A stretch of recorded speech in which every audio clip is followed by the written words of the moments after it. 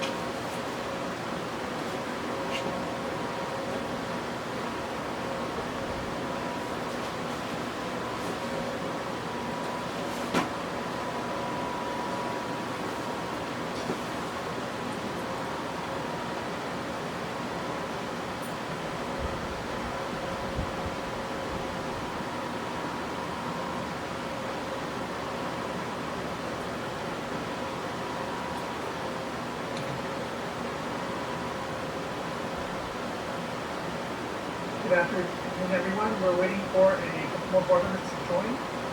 Wait a few more minutes before we get started.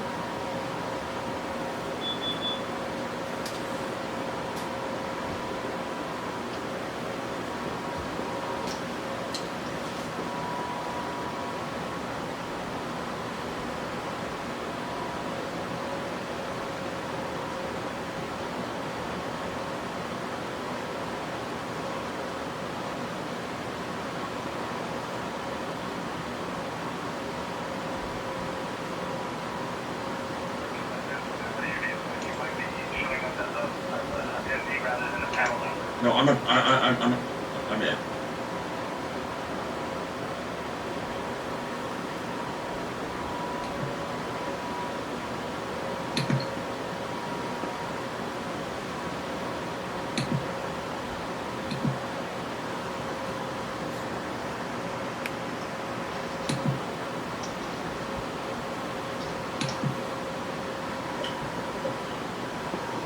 Good afternoon, everyone.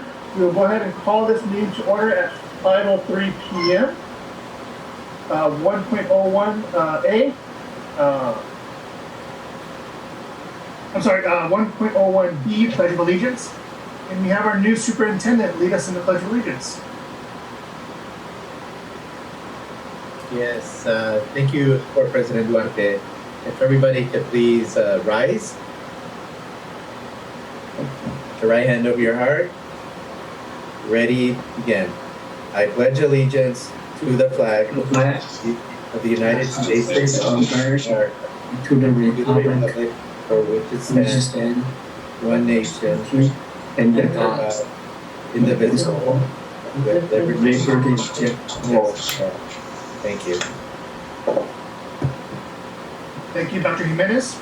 1.01C, roll call. Mr. Duarte, I'm Present. at board meeting. Fine. Dr. Jung, Here. Mr. Kwok, Present. Mr. De La Torre, Present. Mr. Medrano, Here. Dr. Jimenez, Present. Mrs. Bowie, here, Dr. Fancher, here, Ms. Rojas, here. Thank you, Nancy. 1.01D, review of the agenda, any additions, deletions, or corrections. Board President, we do not have any additions, deletions, or corrections. Thank you, Dr. Jimenez. 1.02, adoption of the agenda, including additions, deletions, corrections, and adjustments in order of business. Can I have a motion? So moved. Was that Dr. Chang? Yes. Dr. Chang, do I have a 1 second? second. Second by I'm Mr. sorry. Kwok. Any discussion? Roll call vote, please. Mr. Medrano, Aye. Mr. De La Torre, Aye. Mr. Kwok, Aye. Dr. Jung, Aye. Mr. Duarte, Aye.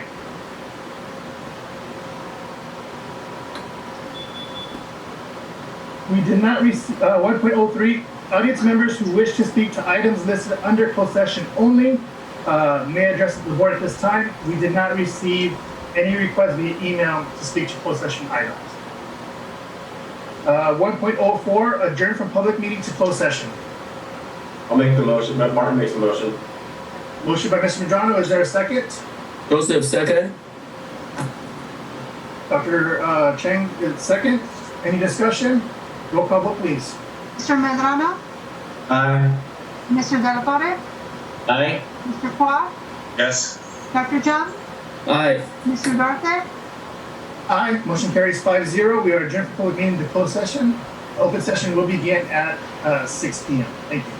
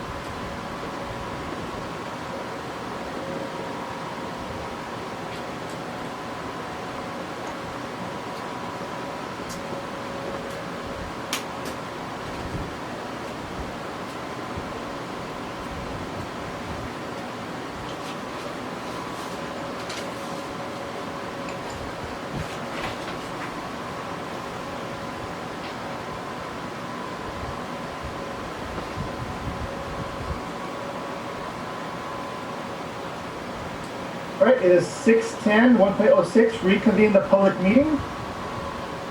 1.07, report of actions taken during the closed session. There are none.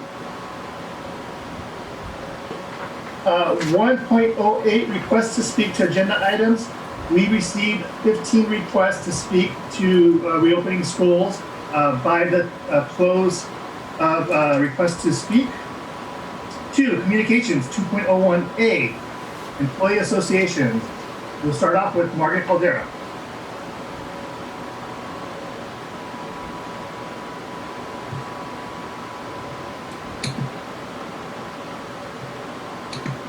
Anthony, can you come back to me? I have to step away for a minute.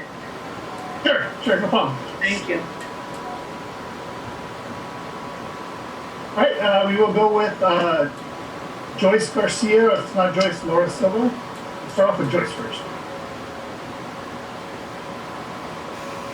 Okay, Anthony, can you hear me?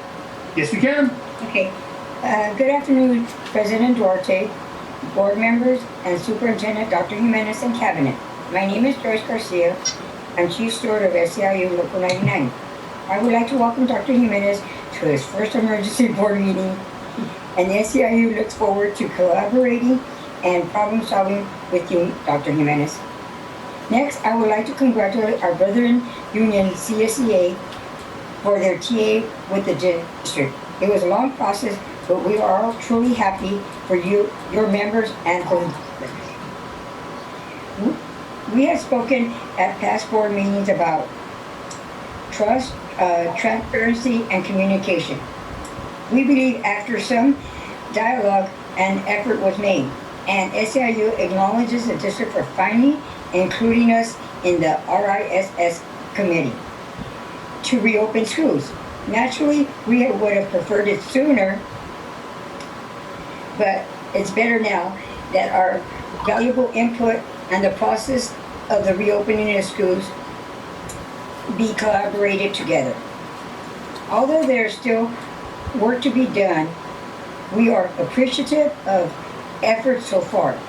Moving forward, we are pleased to give our input, contribute our expertise and ideas in specific areas, and work together as a team to provide best service and instruction for our students and families.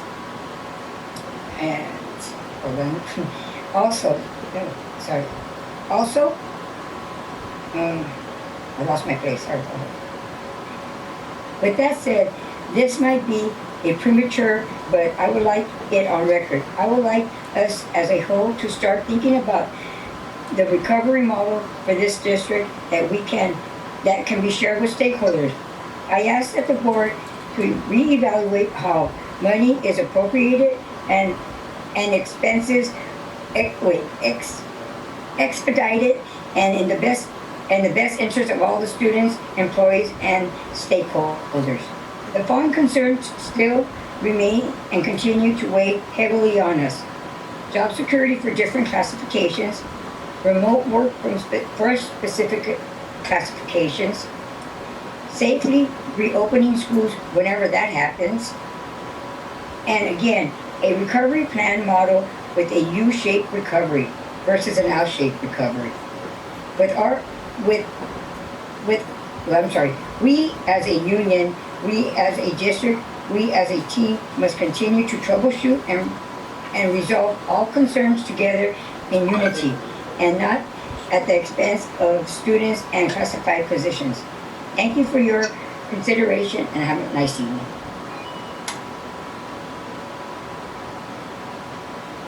Thank you, Joyce. Let's try Margaret Caldera here. You got it.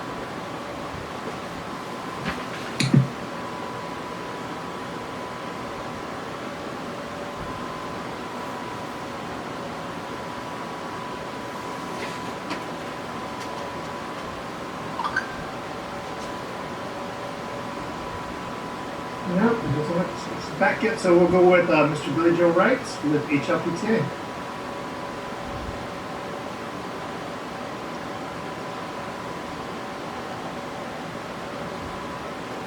Good evening, can you hear me? Yes, we can. Good evening, Board President Anthony Duarte, board members. Welcome, Superintendent Dr. Alfonso Jimenez, Cabinet, and those listening at home. The data coming out is sobering data. 3.4 million cases in the United States, 137,000 deaths, and California and LA County, as well as the surrounding counties, are no better.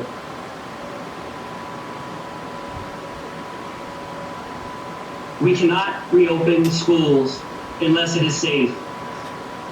The surge in COVID-19 cases have made it clear that this virus remains a threat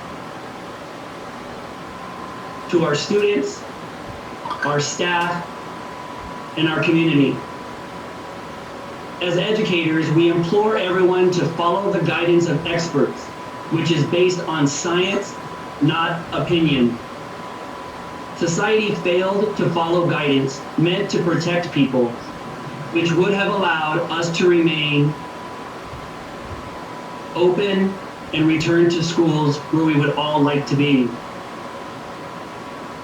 The Hacienda La Puente Unified School District should only transition to an on-campus hybrid blended learning model when local public health officials deem it safe and all safety protocols can be met, including personal protective equipment, ventilation systems, and social distancing. I want to make it clear, every educator enters the field of education to work with students, to keep them safe while preparing them to be lifelong learners and helping each individual student reach their potential. We depend on the personal connections we make with students and families to learn the individual needs of each student, which is what makes it possible for us as professionals to protect students by creating safe learning environments and by differentiating instruction so students can learn and soar. We know that. Under normal circumstances, the best place to do this is with face-to-face instruction on campus. Our members are the professionals. We know the challenges ahead, and we know the impact this pandemic has had on our students and our families. HLPTA represents school nurses, psychologists, speech-language pathologists, resource specialists, counselors, teachers. But we are members like our community. We have families like our community. Our members are parents with young children, have elderly and immunocompromised family members like our community. And many themselves are considered at high risk. Seeing the surging numbers in our community, especially announced today, the numbers impacting our Latino community and families, we must remain closed and flatten the curve. Educators have done a lot over the years, let's be honest, to ensure students have a safe place to learn. We never should have been expected to pay money out of our own pockets or to jump in front of bullets. We will not allow ourselves or our students' lives to unnecessarily be placed at risk again. So I ask everybody, please support the schools being closed, remaining closed on campus. Join us in providing our kids the best distance learning possible, and help us advocate for funding from the national government by getting these elected officials at the national level to pass the HEROES Act and urge Governor Newsom to endorse Prop 15. I would like to close with one note. Unrelated to COVID, HLPTA recently lost a very important member of our family. We send our condolences and love to the family and friends of our HLPTA site representative, member, teacher from Los Altos High School, and our friend, Shalom Montgomery. We have lost a dedicated teacher and a fierce advocate for students and members. May we all continue and move forward in her honor. Thank you and good night.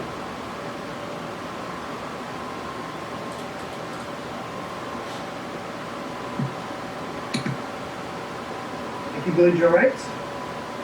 We bring Margaret Caldera, CSDA.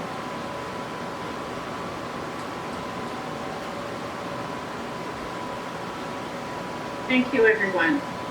Sorry for the delay. Good evening, school board members, superintendent, Dr. Jimenez, cabinet, community members. My name is Margarita Caldera, chapter president of CSDA Hacienda La Puente, chapter 115. Hope everyone had a safe 4th of July. For those who do not know what CSDA is, I will briefly explain. CSDA is the acronym for California School Employees Association.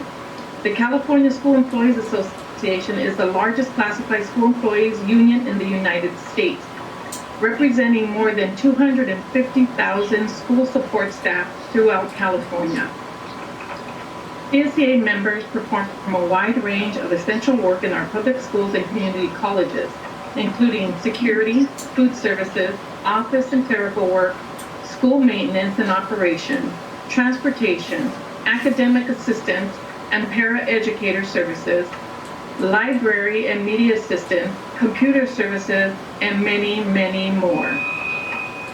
CSDA was formed in 1927 when a determined group of Oakland custodians came together to support an elderly custodian who couldn't afford to retire because public schools had no pension plan for such employees.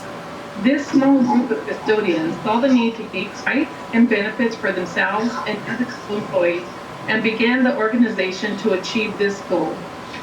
Through this initial determination, CSDA proved to be an organization that would stand the test of time.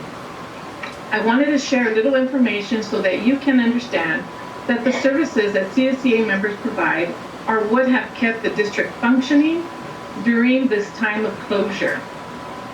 I'm happy to announce that CSDA 115 reached a tentative agreement on our contract. It was important to stand firm in protecting our contract and our statutory rights. Thank you, CSDA negotiations team, e-board, members, CSDA labor reps, Heidi Holliday, Margie Espinosa, senior labor rep, Kenny Wilson, and CSDA staff. We look forward to the ratification from members and approval by the school board. CSDA would also like to thank Dr. Jimenez for moving forward with the RISS Rise Committee, which consists of all associations and cabinet. It is a clear step in a positive direction, and the committee has had several meetings to address the reopening of schools in a safe environment for students and employees. The goal is student education at its finest in HLP-USD by providing instruction and resources for all students in a safe environment. There is still much more work that needs to be done before we bring students back to. So CSDA believes that at this time, we ask that you consider distance learning or a safe learning and work environment.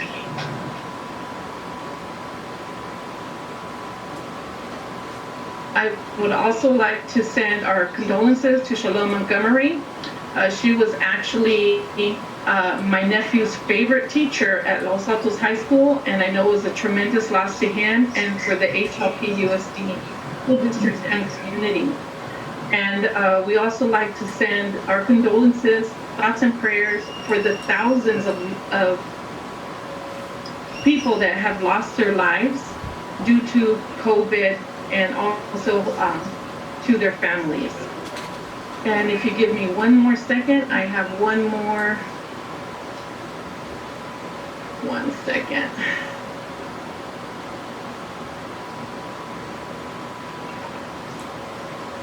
All right, give me 1 minute.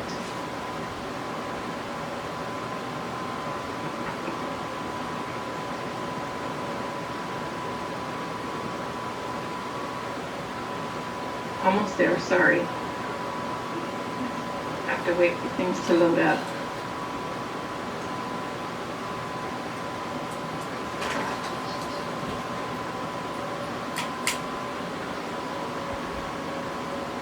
I apologize for the delay.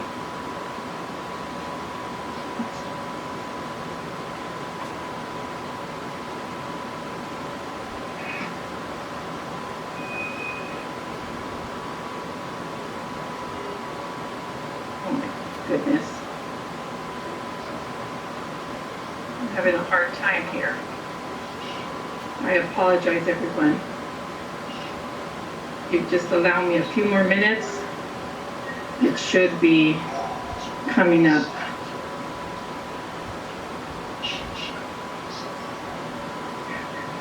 With everybody using technology, you'd think it would be faster. Okay, thank you. I would also like to take this time to address a concern that we have regarding the legal action that the board has taken regarding the sequence of elections. CSDA has sent a letter out to the State Superintendent of Public Instruction, Tony Thurmond, and we've also included all the school board member as well as the superintendent, and I'll read it for you at this time. Dear Superintendent Tony Thurmond, we write to you as California School Employees Association, CSDA, Hacienda La Puente, Chapter 115, with the matter of great concern occurring in Hacienda La Puente Unified School District, impacting our community and the teaching and learning of our students. Our school district has been delaying justice by spending time and money pursuing legal action against the Los Angeles County Office of Education and contesting the California Education Code 5021B. In March 2020, the school board approved moving to by trustee. However, for the past 4 months, HLPUSD has been trying to circumvent the benefits by trustee elections by denying elections in November 2020 in a trustee area without representation. Not only do the board's legal actions have negative financial impacts during the period of economic insecurity, but they are also fueling tensions and racial divisions in our community. Most recently, on July 10th, Los Angeles County Superior Court Judge Mary H. Strobel affirmed the California Education Code and denied the school district's petition to determine their own sequencing of the elections. Despite her 17-page ruling, the district's lawyers are now appealing the judge's decision. This academic year, thanks to the community group Together We Can, Juntos Podemos, concern over equitable school board representation served the district to move from at-large to trustee area elections in accordance with the California Voting Rights Act, CVRA. Board members of HLPUSD voted and approved to comply with the CVRA. For over 50 years, excuse me, since the district was established, all but 3 board members have come from Hacienda Heights. This change to by-trustee elections ensures that the predominantly working-class Latino communities of La Puente and Belinda will have equitable representation on the school board. Since, in accordance with LACO approval in the board selected map in May 2020, the California Education Code 5021B, the community has been working for the immediate implementation of trustee representation in the 2 trustee areas and that lack school board members. Trustee Area 1, Belinda, and Trustee Area 3, La Puente, and parts of Hacienda Heights for the November 2020 election. However, the school board has been adamant in being the sole authority in determining which 2 trustee areas will be up for election in November. The school board is wasting taxpayer dollars by continuing to pursue legal action against LACO and the Los Angeles County Register Recorder Office that would give them the ability to determine trustee area 1 and 4 be placed on the ballot instead of the non-represented trustee area 1 and 3. It is disconcerting that the district stands in blatant disregard of LACO and the California Education Code by supporting elections in trustee area 4 in the eastern Hacienda Heights region. This election sequencing would unduly benefit current board member Gino Kwok. Mr. Kwok lives in that area and his term is up in 2020. This would enable you to run in the same trustee area as current board member Joseph Chang, whose term is in effect until 2022. Thus, Trustee Area 4, with a long history of continuous representation, would have 2 board members for 2 years, while Trustee Area 3, with the larger population of students from La Puente's oldest established school community and parts of Hacienda Heights, would have none. This sequencing would prove advantageous to one section of Hacienda Heights at the expense of underrepresented Trustee Area 3 within parts of Hacienda Heights and the city of La Puente. The negative impacts of this litigation are many.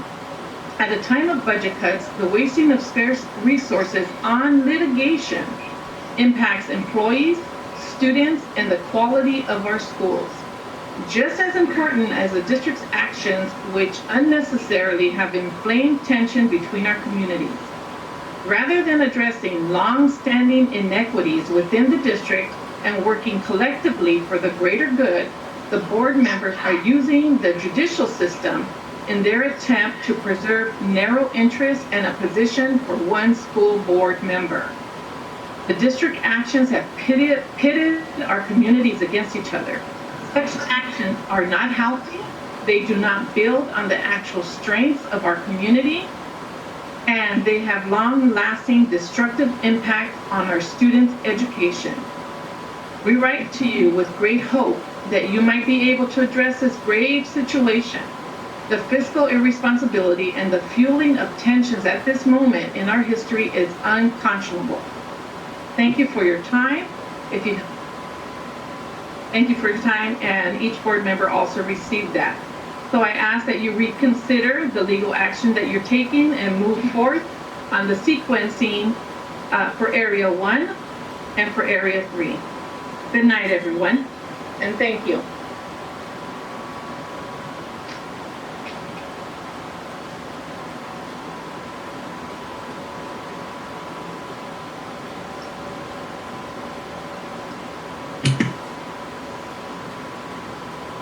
All right, moving on to item 2.01D, audience members who filed requests to speak. We received 15 requests to speak, and it's all on the same subject, so it'll be 1 minute per person. We will begin with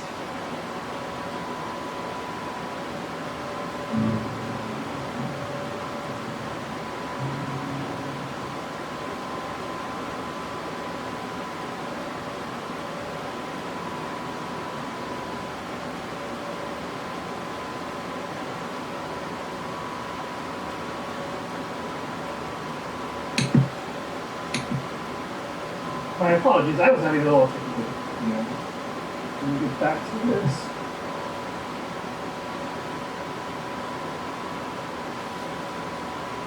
All right, the first person we received one from is Loraine Serado.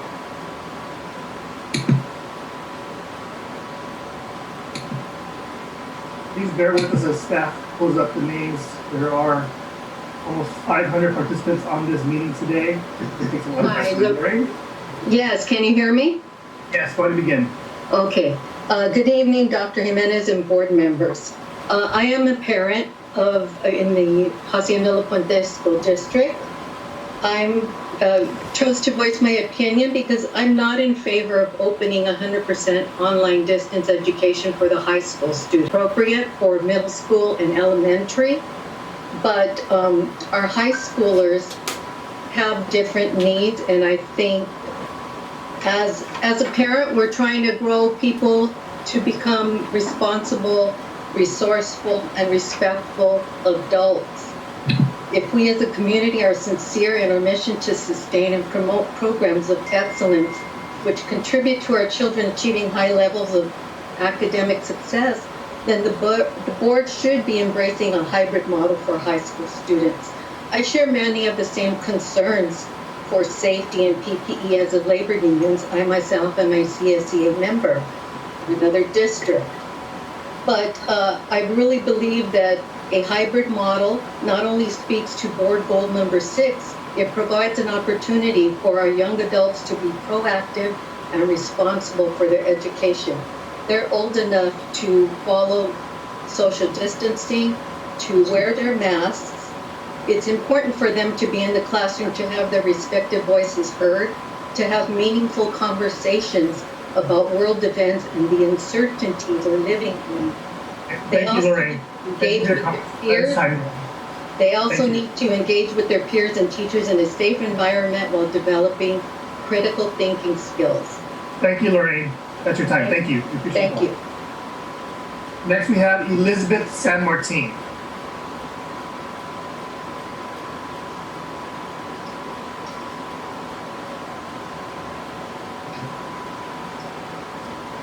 Can you hear me now?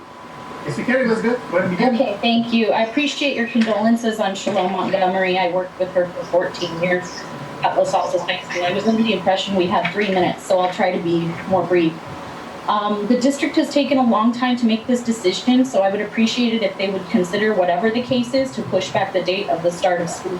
My own children's district made the decision back in May, and they don't start until 2 weeks after us, and they've kept us in communication.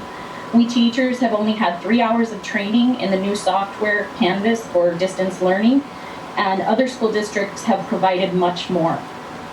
Many of us would be willing to go to training and watch videos and learn unpaid.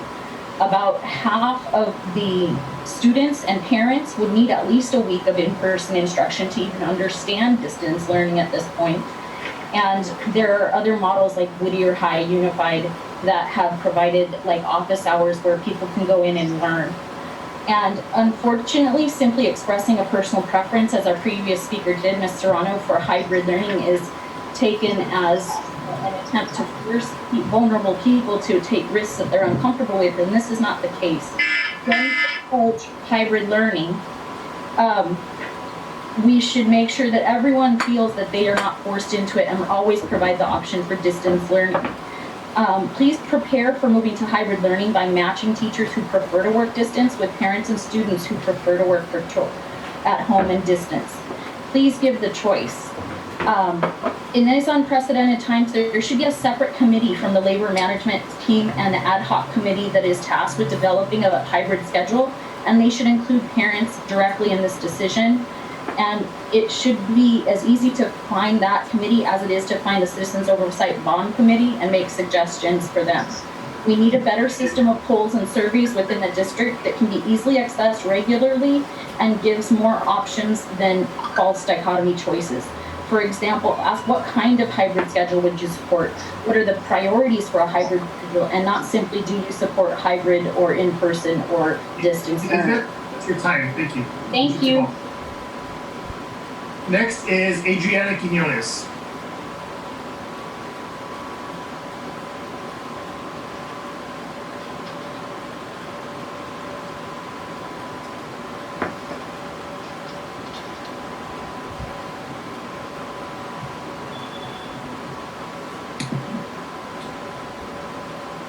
Right. It looks like Adriana's currently not on. We'll hold her off and I'll call her name in the end to see if she logs back on. Next is Gabriela Elias.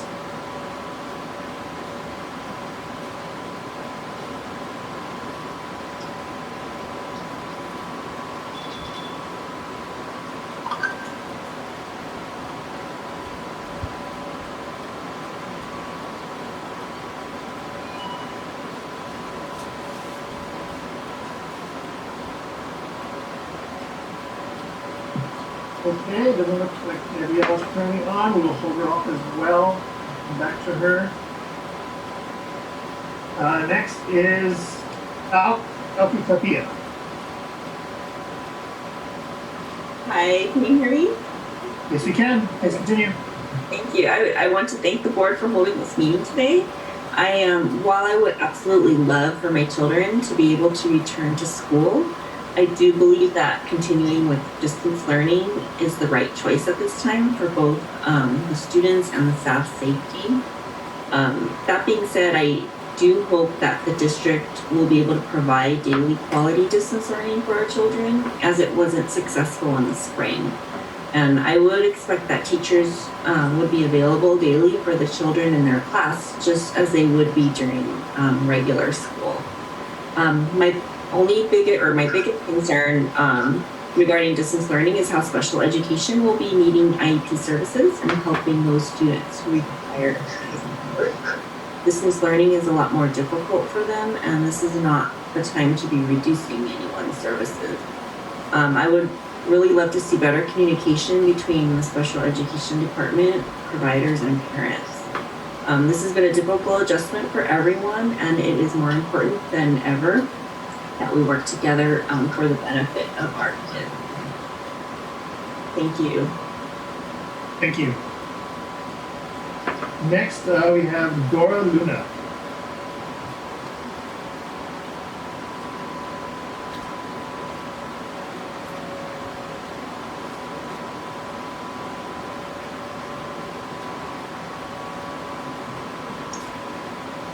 Hello, can you hear me? Yes, you can, Dora. Go ahead and begin. Thank you.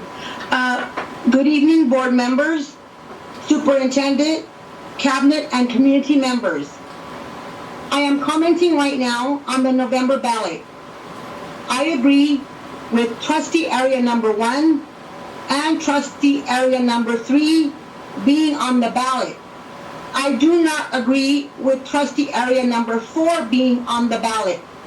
I remember we had meetings about this and our opinions were asked, and I went to a couple of meetings, and I'm hoping that all the feedback that we gave and the feedback we're giving now is actually being taken into consideration. We do not need to be spending money on court fees. That money could be better spent in so many other ways for our children. Also, I know it's old news, but for me, agreeing to go ahead with the Wedgeworth School and spending, the way I see it, wasting $52 to $70 million on one school, I can't see it as justifiable.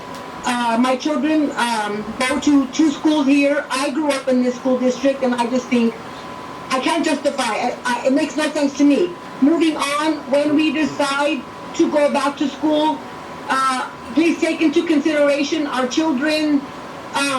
They're the most important thing that we have. They are our future. And like the person before me said, if we do go with distance learning, I pray that the teachers are well prepared, because what happened in the spring was a fiasco. And I hope it does not work that way on this time again. I hope they're much better prepared, much better trained, because what happened in the spring was just unacceptable. That's all I have to say. Thank you very much. Sure. Next, we have Richard Nares.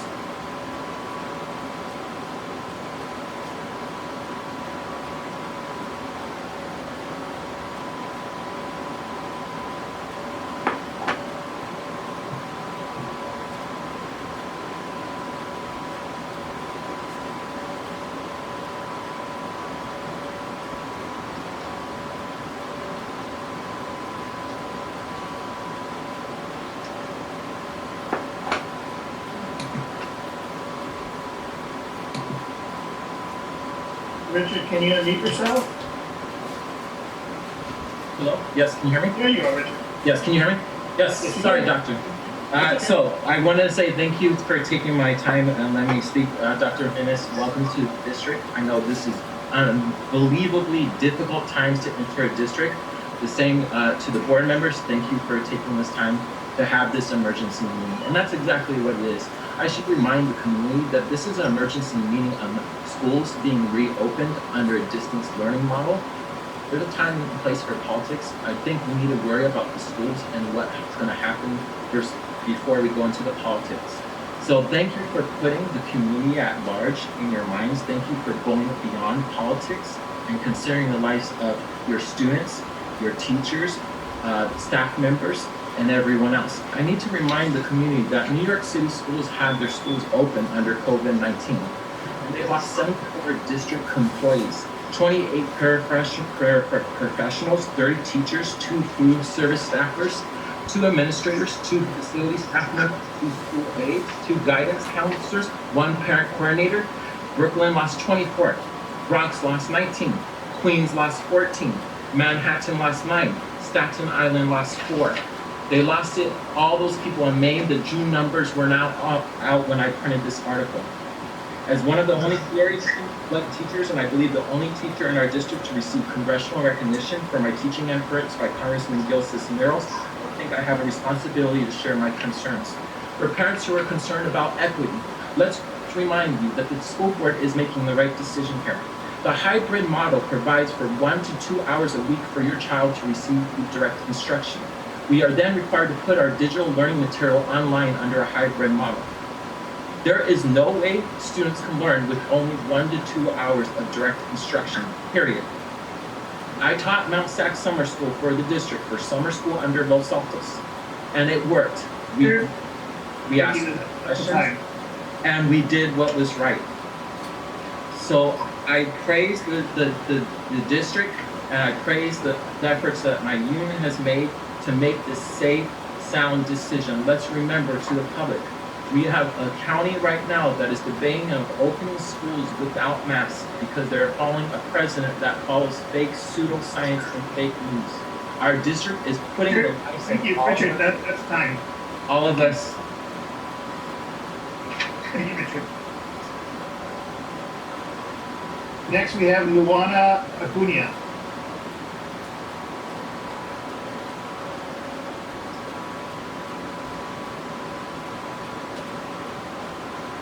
Good evening. Can you hear me?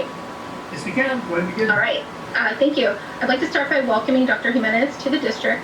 I'd also like to commend HLPUSD and its employees for quickly mobilizing meal distribution after the closure to ensure families had access to healthy food and for the scholastic book packages for our kids to enjoy over the summer.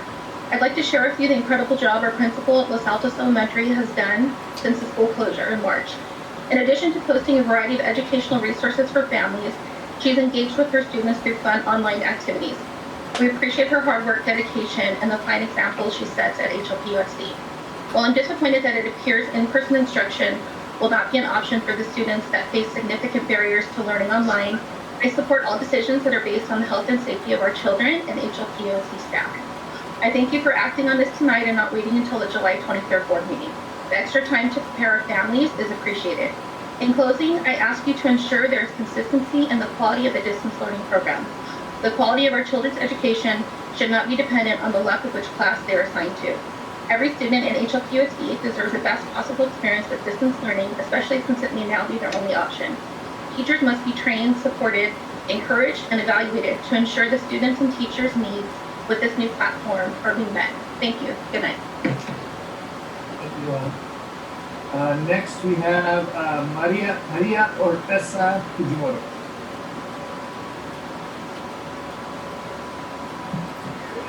Hello. Hello, Maria. Go ahead and begin. Okay, just want to make sure you can hear me. So, welcome, Dr. Jimenez, board members. My name is Dr. Maria Oropesa Fujimoto. I teach at Cal State LA. And I am going to request that HLPUSD should only return to a hybrid face-to-face learning if there is sufficient leadership in schools. Belinda School of Academics has been without a principal since COVID-19 began. Our vice principal, Ms. Larios, has done an excellent job, and this is her first year at our school. I know that the teachers have assumed a lot of responsibilities as well and helped. And while we appreciate their hard work, we recognize that it is extremely difficult. Returning to school with a whole bunch of new procedures, training, different protocols requires leadership. Before our school district returns and goes back to face-to-face learning or hybrid or whatever, we need there to be principals in all schools. I also would like to say that the district consider starting later so that teachers have sufficient time to have training. I teach at Cal State LA, and we've been having training all summer long. And so just knowing online learning and the way that I teach face-to-face is different than how I teach online. It's not just a matter of using different tools. It's a matter of changing your pedagogy. So I'll end there and just say, welcome once again, and we look forward to working with you. Thanks, Maria. Next, we have Diane Ortiz.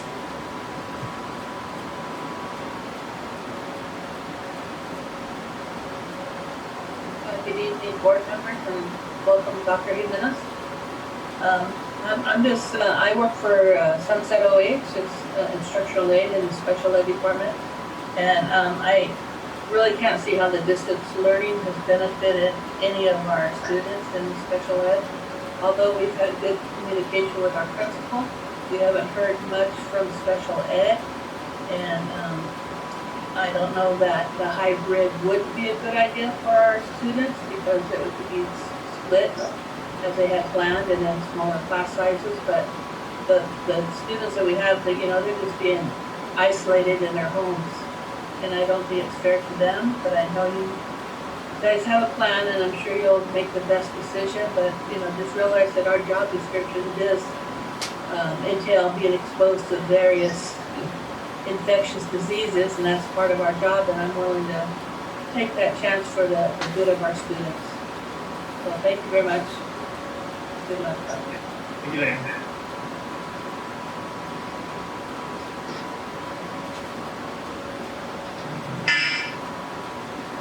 Next, we have Christine Salazar.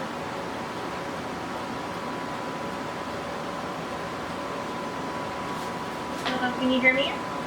Yes, what did you get, Christine? Perfect, thank you.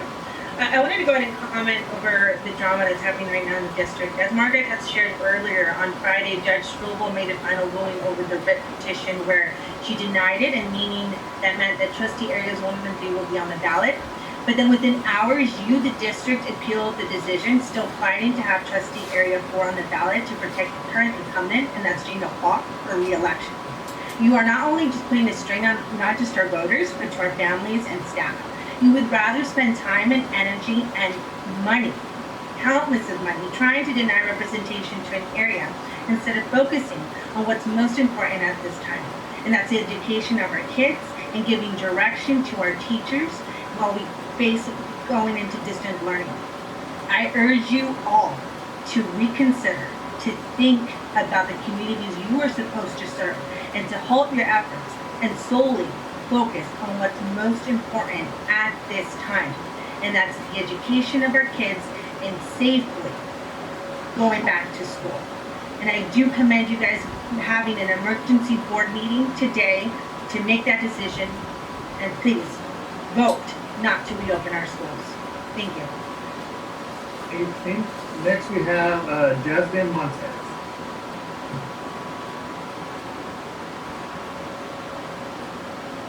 Hi, can you guys hear me? Yes, we can, Jasmine. Go ahead and begin. Hi, I just wanted to know what the distance learning model would look like.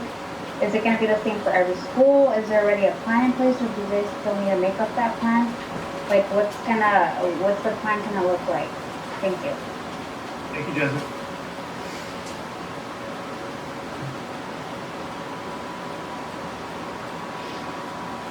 Next is Manny Blan.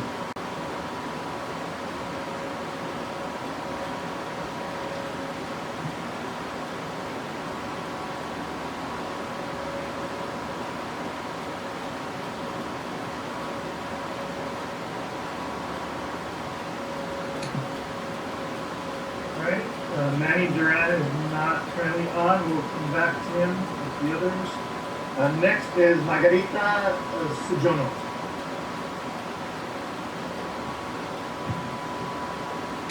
Can you guys hear me? Yes, we can, Margarita. Go ahead and begin. Hi.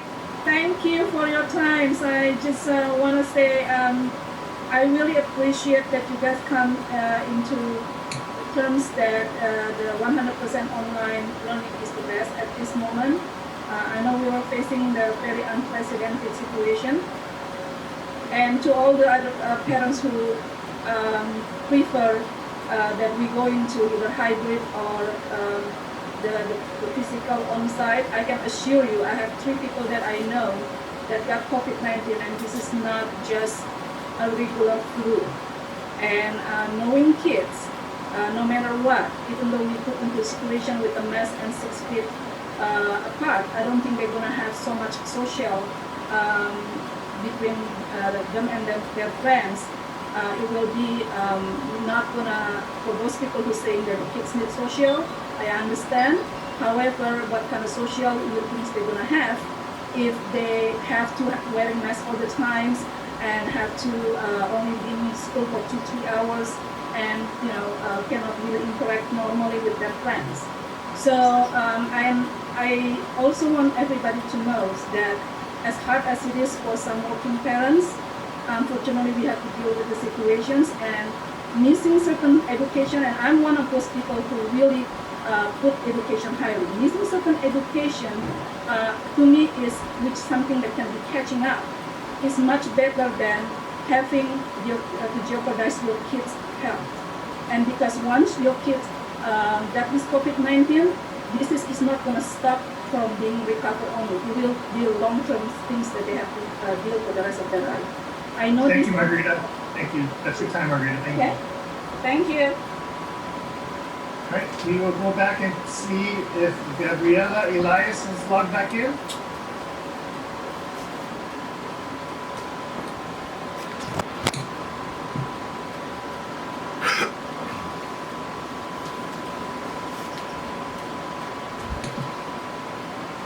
No, Gabriela. Okay, we'll go back and see if Adriana Quinones logged back in.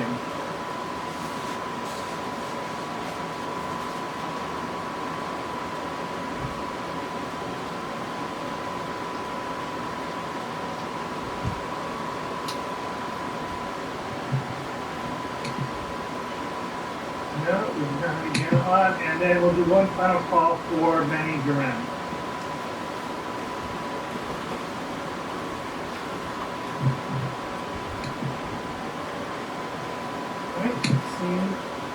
Manny is not logged back in.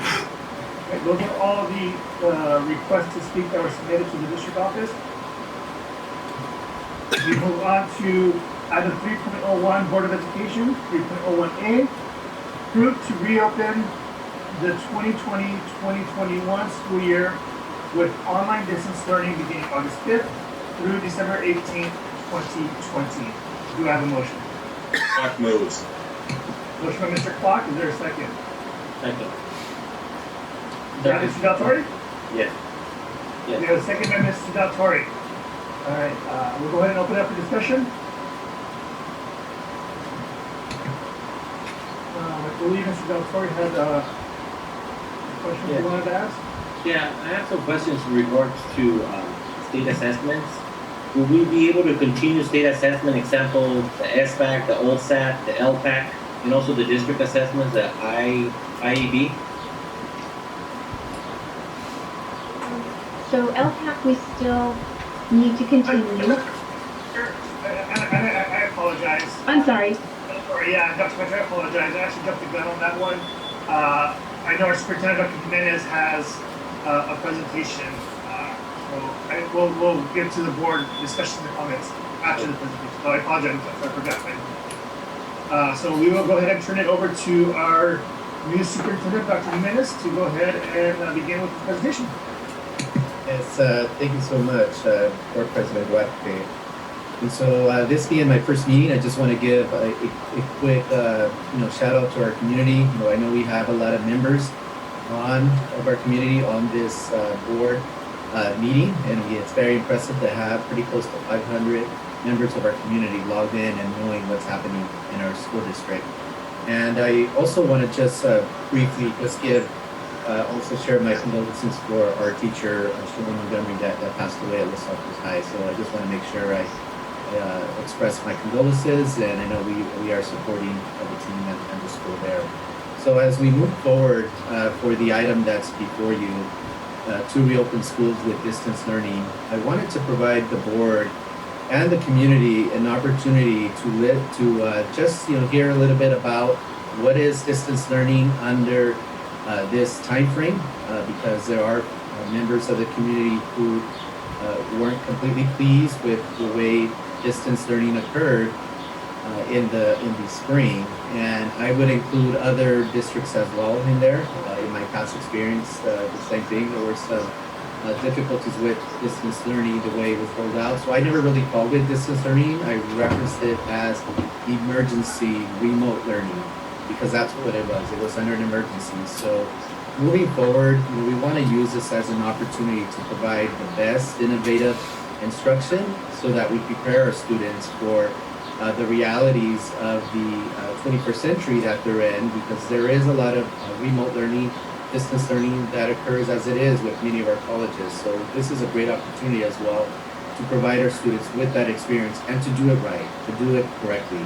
So I'll be taking you through this presentation that highlights, some key points with respect to distance learning and some of the new provisions that were provided as part of recently approved Senate Bill 98, which has a lot of those components that will help school district as we launch distance learning. So if I can get the next slide, please.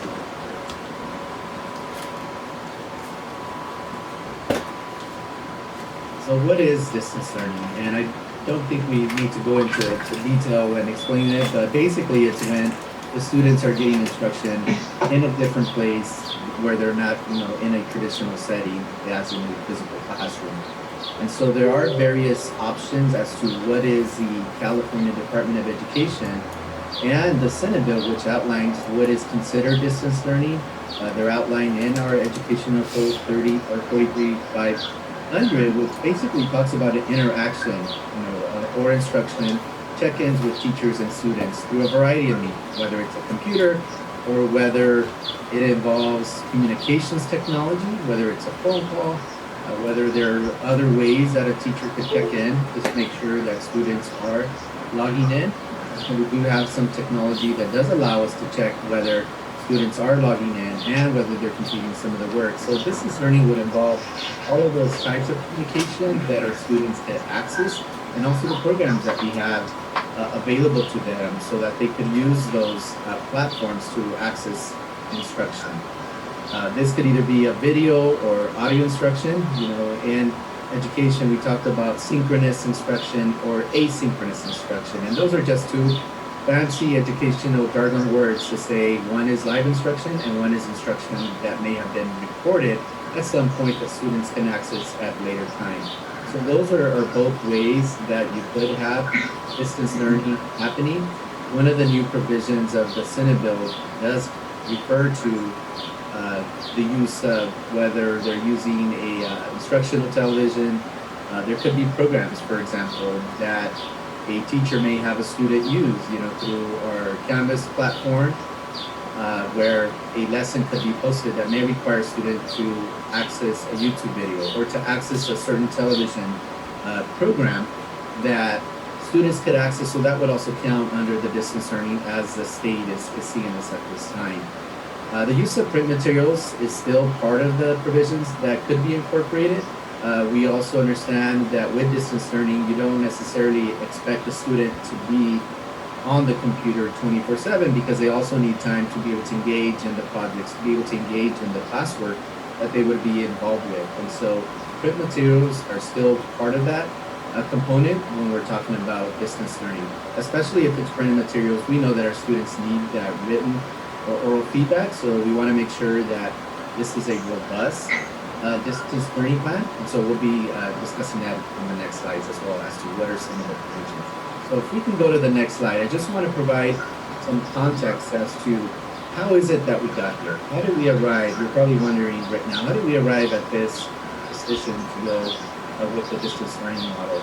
And so we, in consultation, with the superintendent weekly meetings with the LA County Department of Health, they've been meeting with the 80 superintendents through a teleconference, and we've been asking critical questions. We've been asking about safety, and we've been asking about protocols. We've also had meetings with our Los Angeles County Office of Education Superintendents group, where we are asking those same questions. Is it safe to reopen, and what are the counts in the area?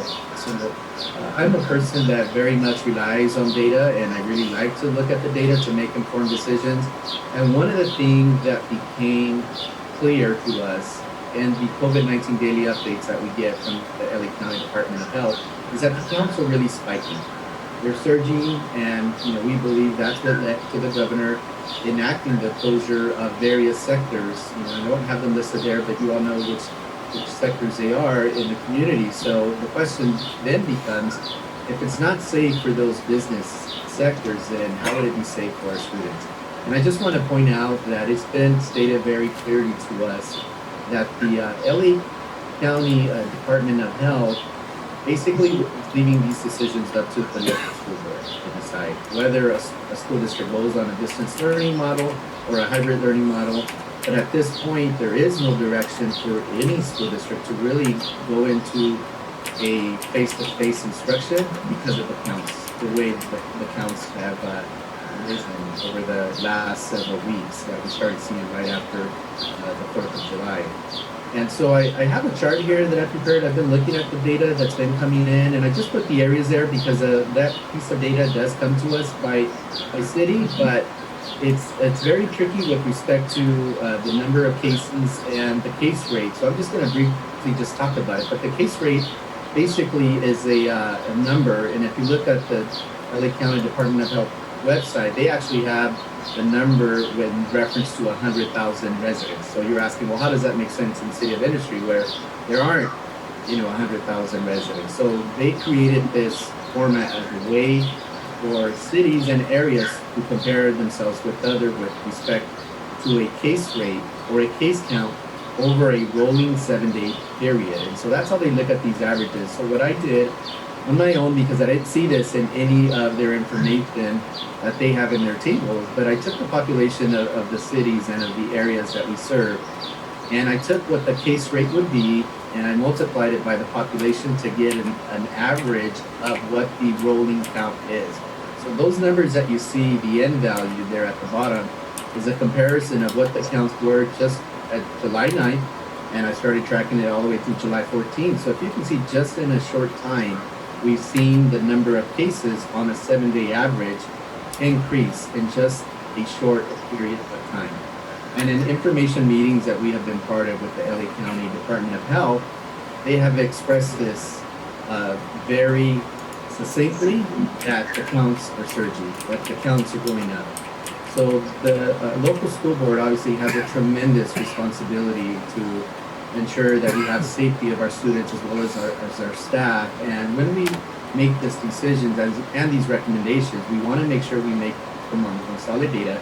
And so therefore, that is how we arrived at this point that it would be our best recommendation to proceed with instruction with a distance learning model. And so that's kind of how we got to this place. I mean, I know that it's not safe to all of a sudden have many students congregating, and so even in a hybrid model, you would still have a blueprint where the school is partially in attendance for hours depending upon the grade level.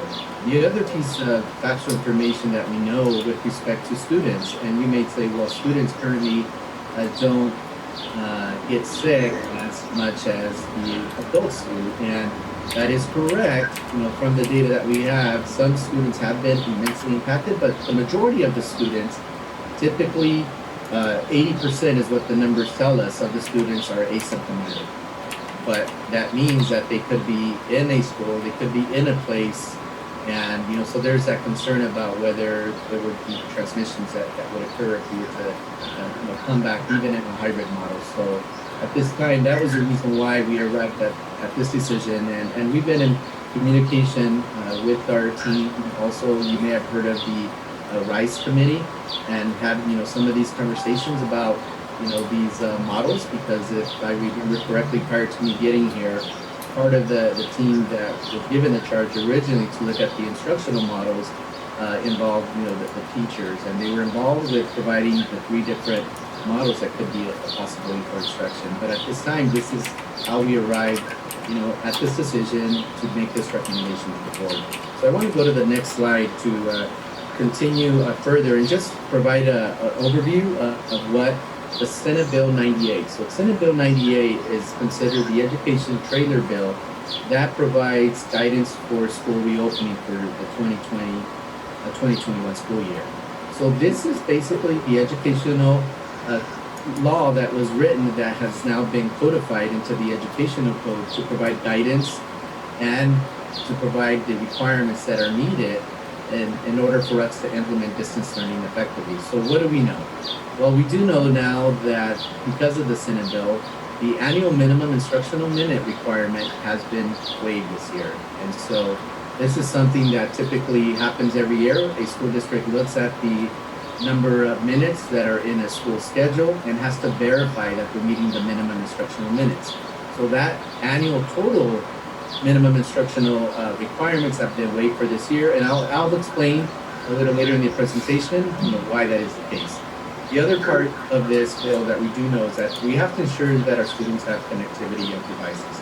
And I know the team has been working really hard, even prior to me getting here, ensuring that students do have access. We have done surveys to know who has access and who needs access, and we reached out with our principals and working with their communities so that we know exactly if there's a student that needs a device or needs connectivity, where we are able to help them. So this bill really specifies that in order to provide a robust educational program, we need to make sure that students have access, because that relates to equity. The other piece here relates to instruction. The expectations that our families and parents can have for instruction is really important. And so the level here of instruction needs to be one that challenges students. And we all know that distance learning and face-to-face instruction is not the same.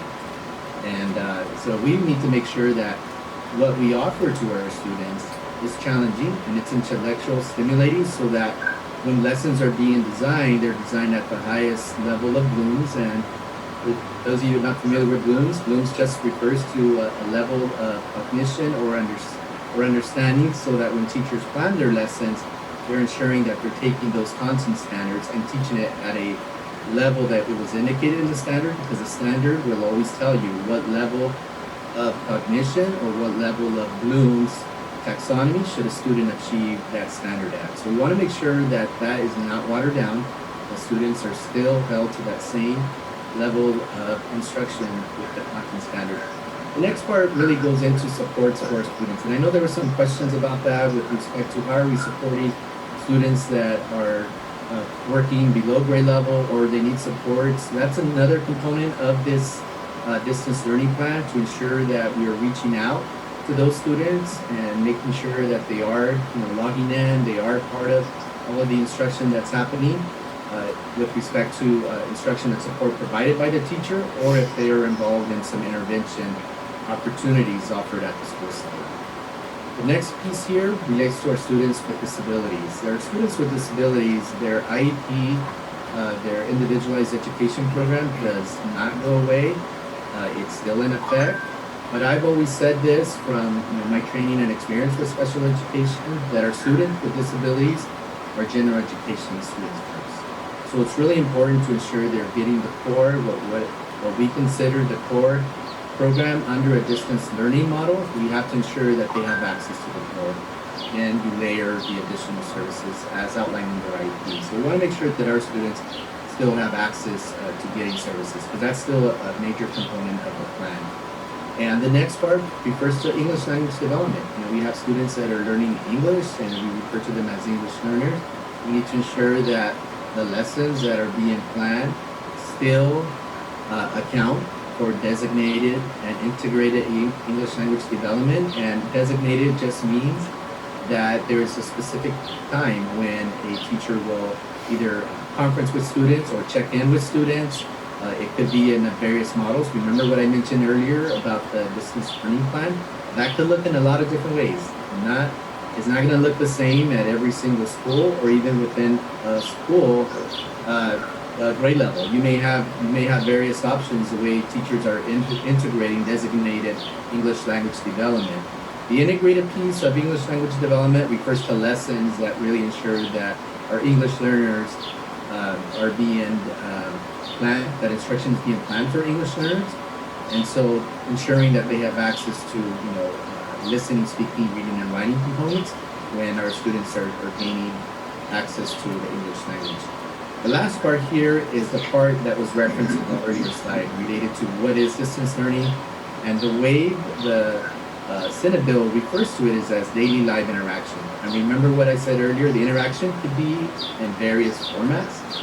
But one thing is clear in this educational code or in the Senate bill is that a certificated employee must ensure that they're the ones providing the interactions. But that's not to say that you could not have other staff support and provide other ways of checking in with the students. And I know we do have instructional assistants that are part of the class, and it also would allow for them to be able to provide that support, but you cannot replace a teacher who needs to be providing the primary support to the classroom.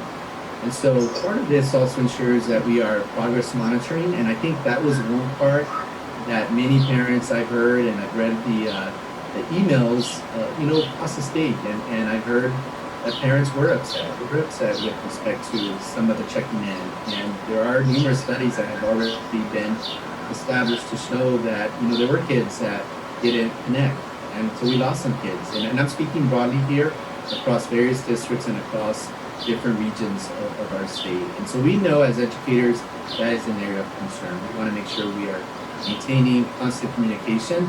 And the last piece of that daily live interaction is immensely important. It's maintaining school connectedness. We know that students that are connected to schools do better than those students that are not connected. So we want to make sure that those social, emotional, and learning supports are there in the school. They're there so that students who are struggling, who may be going through difficult times, because this is hard. None of us have ever gone through this. And even experienced superintendents have never gone through this. And so we're all in this together. We're going down a very positive road. And I know we can get there working together. Can I please get the next slide? So these specific references within the bill, that refers to the interaction with students. There's a component that talks about ensuring that there's weekly engagement with the students. Well, it's daily engagement, but the monitoring of it, so earlier I talked about progress monitoring. The progress monitoring of it comes through a weekly engagement model. So students who are absent 3 days, basically it triggers a tiered re-engagement strategy by the teacher. So if a student is absent from 60% of the assignments or of the work that needs to be accomplished in a week, that triggers a tier re-engagement strategy that the teacher needs to work with the parents, work with the students to see what's happening, what's going on here. Why is it that the student hasn't logged in? Or why is it that the student has not done their project? There's got to be a reason, right? And so as educators, we always need to make sure we're finding out what are those reasons, what are those barriers that are prohibiting our students from being successful. So in this section, the intent here was to ensure that we have that progress monitoring, which was a challenge for districts when we were under an emergency remote learning model. So this will really help us, and we'll obviously be working with our principals on this section as to how this is shared with the teachers, and also providing models and supports. We already have a team that's working on the log, and so it's really important that we are ready, not only from doing what's best for students, but also from an accountability piece, because there are audits that will happen to see if districts do have tier re-engagement strategies that are implemented for students that are absent. And that comes on the next point here with daily attendance documentation. That was something that our legislature wanted to ensure that we were documenting the attendance. And I know some districts documented the attendance across the state and some didn't. And nobody really knew who was on and who was off. So as I mentioned earlier with respect to the live interaction being in various formats, if it's synchronous or asynchronous, there are ways where we could tell within our system whether a student has logged in. So if a student has logged in to an online learning platform, then that would count for part of the asynchronous instruction that a student has checked in, the teacher has checked and monitored that the student logged into the assignment. And so we'll be working with our administrators to help support our teachers so that we are working on this correctly. From meeting with my team, I was told that our district had a head start with that this was something that the district had implemented already with respect to attendance monitoring. And so I think we're in good shape here that this would be a seamless transition. The last piece there, the last component refers to penalties. So So you're probably wondering, well, what if you can't implement everything that is referenced in the Senate bill with respect to distance learning?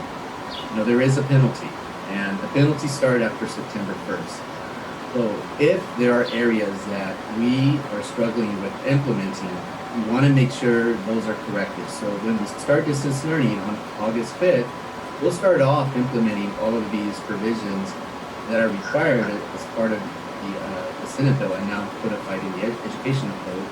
But we want to make sure that we are doing this correctly because there are penalties which impact the local control funding formula, which is how we get funded. And so I don't want to make sure that we don't get any penalties, we don't get any impacts to our budgets, because that is something that we're monitoring as we go to ensure that our budget is healthy moving forward, especially under these unprecedented times. So that is something that we have out there so that everybody knows that, hey, this is different. This is very different from the way it was before. And now there's some of these provisions that I know the parents have actually requested. So a lot of this came through a lot of advocacy that have been happening with some of the parent groups, and they reached out. And so I think this would only make our plan stronger.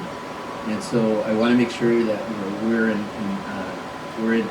line, and we are actually ready for any audits that would occur to ensure whether we have met requirements.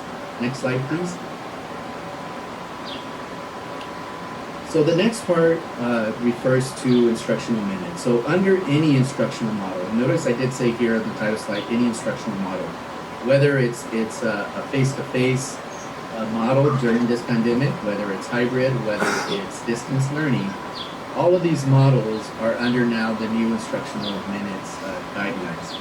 And so the first point there, every governing board across the state must determine the length of the school day using the minimum instructional minimum requirements that are listed there on the slide. And so this, as I mentioned earlier, does include the provisions for distance learning. The instructional minute minimums, you can see them there. There's for TK through second grade, it's 3 hours, and all the way up to 4th through 12th grade is 4 hours, and third grade is just right under the 4-hour minimum.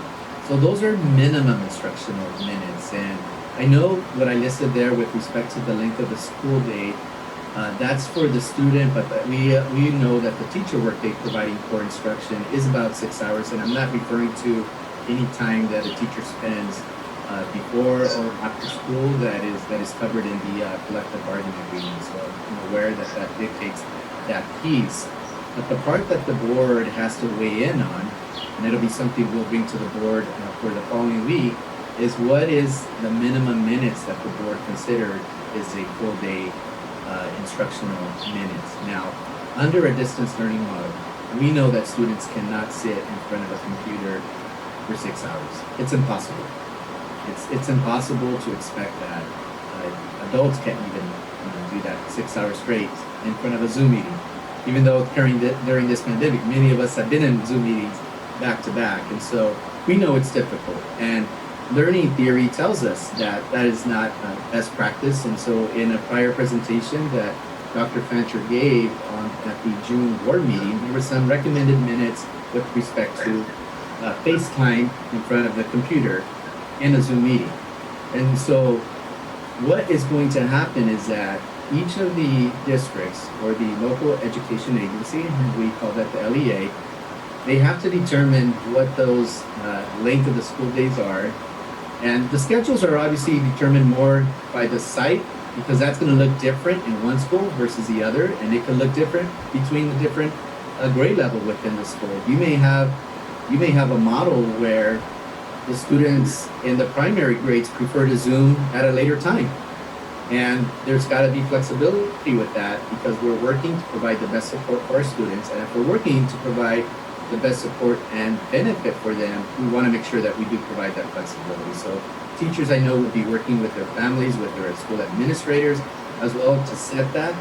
But what the district has to do is develop a list of what are some of the equivalents that would be referenced, for everybody across the district. So what I mean by equivalence is that you may have a 3-hour day for a student in second grade.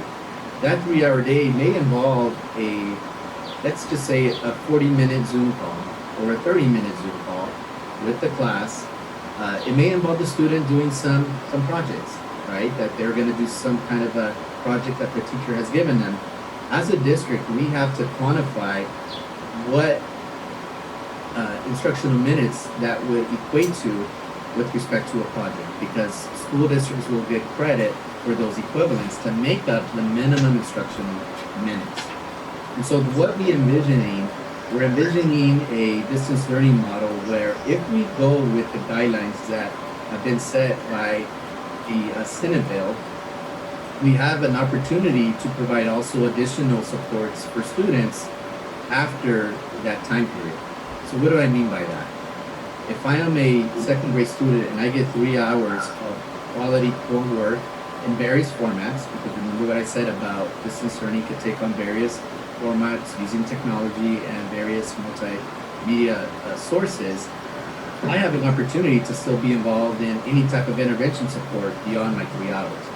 And so we know that teachers in those cases, they would actually planning something around that where they could provide some additional intervention. There's opportunities there. So I think what it does is that we launch our distance learning management. We'll be monitoring the COVID counts. We'll still be involved in weekly meetings with our superintendent's group.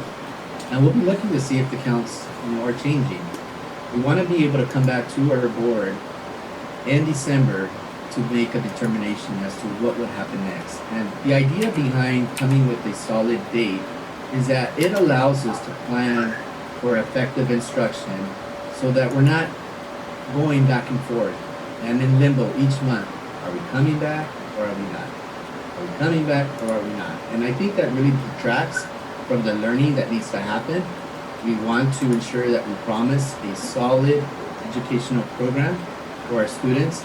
And I know in working with our associations, everybody's on board, everybody's excited about just being able to move forward and design the best educational model under a distance learning program.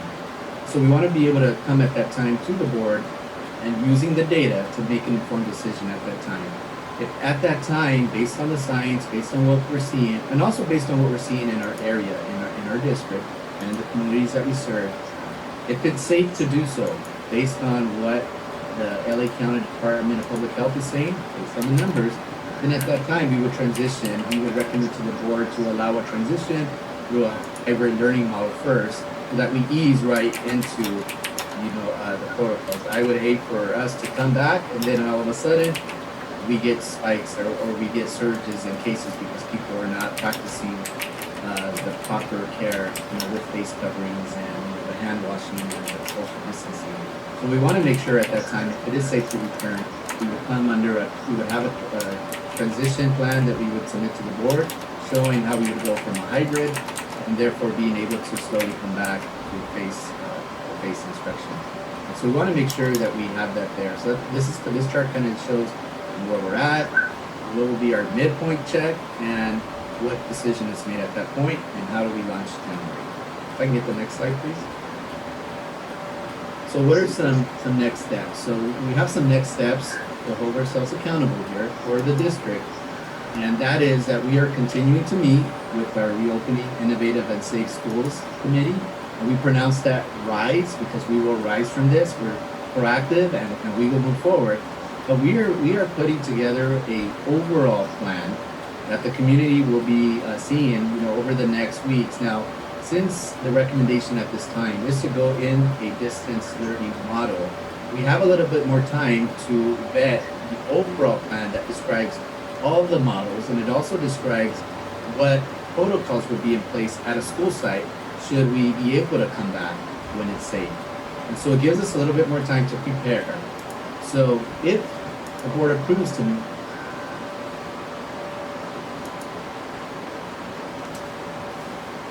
with all of our associations, that we would release to the community, and it would be translated in Spanish and also Mandarin. And we'll also start our work with our MOUs with our associations, and also working to support our schools with the distance learning plans, because that would be immediate, and that is something that we would be helping them with as they share information with their stakeholders at their schools, teachers, classified employees, and the students. And so I just want to share out that, I have a meeting set up where I am going to be meeting with all of the ASBs in our school district, the high school leaders. I want to find out what they're feeling, what are their needs, what are they going through right now, because we learn a lot from asking the students. And so I'm very a strong supporter of reaching out to our students because they tell us how it is. Whether we like it or not, they tell us what they're going through. So that'll be happening within the next week or two. And for schools, we are asking them for sharing the information with their students, their parents, and staff. We also want them to hold another community meeting. And we know our schools held one meeting already to talk about the instructional models. Since things have since shifted 180 degrees, we want them to have a follow-up community meeting that actually goes into more of the distance learning model and how would that work at their school site. So we have a lot of work to do, and I think by bringing this to the board in this emergency meeting does give us that additional time that we need to be able to work with our staffs and work with our administrators to finalize site plans for distance learning. And the last point there is we also want to ensure that our administrators and the district are working with our school administrators to ensure that they start planning for what is called a COVID-19 containment response and control plan that the LA County Department of Health rolled out this week. So they actually shared a checklist that districts could use to be able to determine whether a school is safe to reopen. So we would be working with our administrators, and we would ask that our administrators work with their site teams to be able to look at those protocols and ask, are we ready if we were to reopen, at that time in January? Or let's just say we do get a vaccine and we're able to take the vaccine a lot earlier than later, and we have like a complete turnaround with this. Would the site be ready? And so I think this gives us a gift of time and being able to get ready with the protocols for the site. And so we're working with our schools on that so that they have a plan. And that is follow-up that we'll be having with our schools. So if I can get the next slide, please. So that takes me to the last slide, and I know some of our board members have questions, but as an executive cabinet and as your superintendent, I am recommending at this time for the safety of our students that we launch the year under a distance learning model and continue to monitor the COVID-19 cases so that at the appropriate time we could consider whether we start transitioning to a hybrid model. So this time we are asking for the board's approval to move forward with distance learning through December 18th. So that is my presentation, Board President, so I'll hand it back to you. Thank you.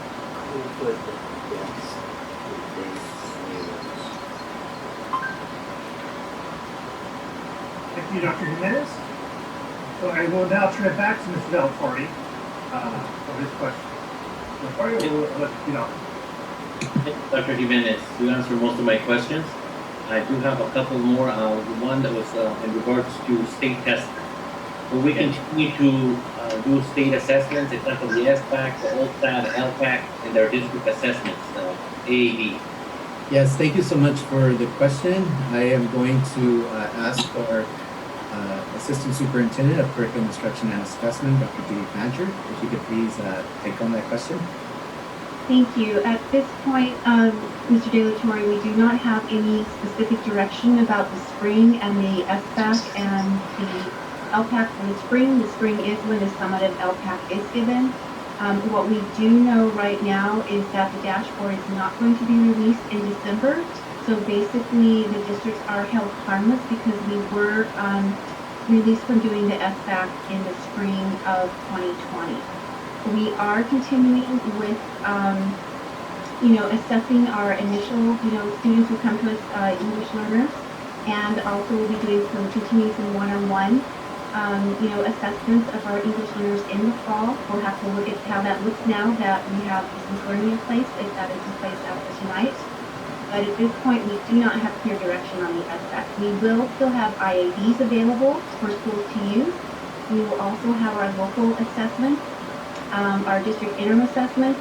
We are probably going to adjust a little bit what they are and have them come directly from our core material so that it's a little more streamlined for people to use in this, distance learning environment. Thank you. You're welcome. My next question is, will students be receiving grades? Or is it going to be pass, credit, or how is that going to work out, especially in high school? Go ahead. Okay. Yes, grades just like summer school. Summer school and middle school math enrichment were wonderful testing grounds for us. Grade count, attendance count, all of that. And we saw in the summer that when the grades and attendance counted, the students showed up, they did well. And in fact, we had the lowest dropout rates from summer school that we've ever had with our online. So, so when the grades matter and when the attendance matters, the students showed up. Thank you. You're welcome. Okay, can I ask a few questions? Anthony, can I ask you some questions? Hello? Duarte, are you there? Okay. Go ahead, Dr. Chang. Let me start.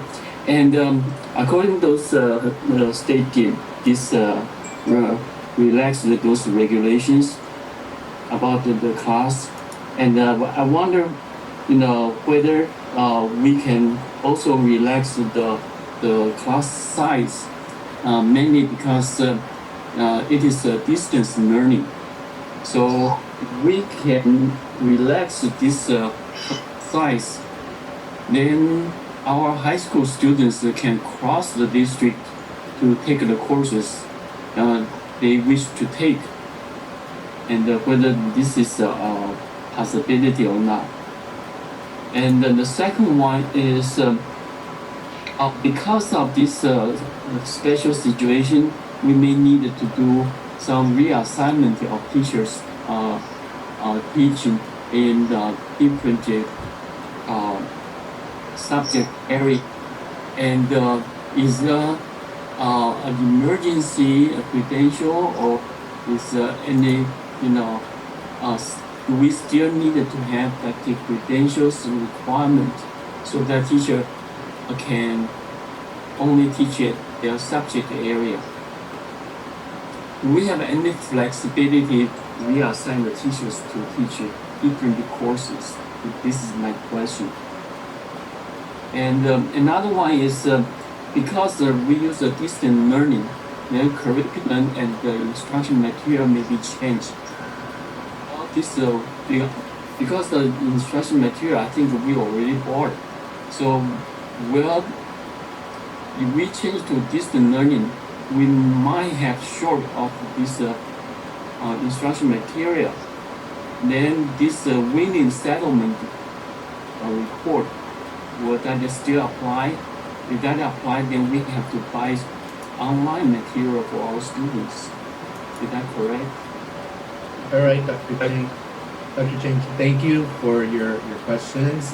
We'll try to take them as we go, and then if there's a question that I can have somebody from my team assign, I will ask them to answer that question. So the first question was, could we relax the class sizes? And I know that particular one, obviously the class sizes are set, what we currently have, if I'm not mistaken, in our collective bargaining agreement, there's already some class sizes that are outlined there.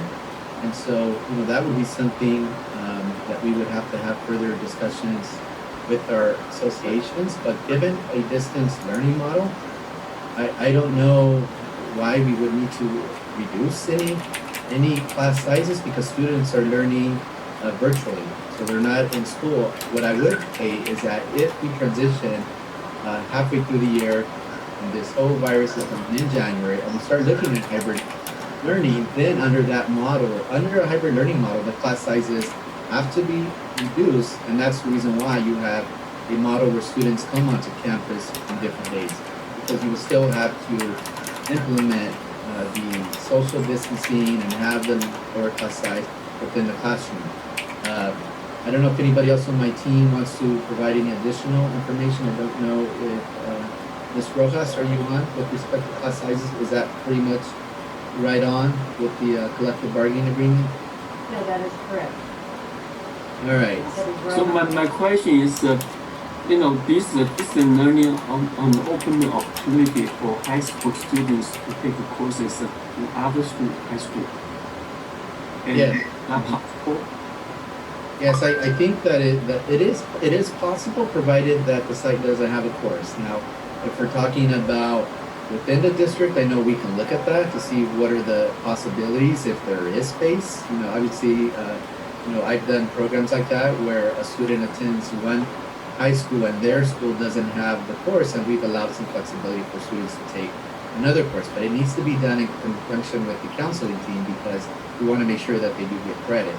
And I know you didn't ask this question, but if it relates to an opportunity for a student taking a dual enrollment course with a community college, then as long as we have an agreement with that community college, and in this case I know we partner with Mount SAC, then it would be allowable, provided that we have an agreement in place for students to earn dual credit. So I agree with you, Dr. Chang, that this is an amazing opportunity to provide some flexibility to increase course access for our students so that they have a broad access of courses, that if there's a course that is not offered at their site for whatever reason, and that is something that we'll be doing. We'll be working with the team. One of the things that I like to do with respect to the high school programming is I like to run the high school master schedule on my own. I run the high school master schedule and I look to see what courses are being offered, and I do ask critical questions as to why is this course not being offered at your campus. So we'll be taking a deep dive at that as well to see what kind of course offerings are offered throughout the district in our high school.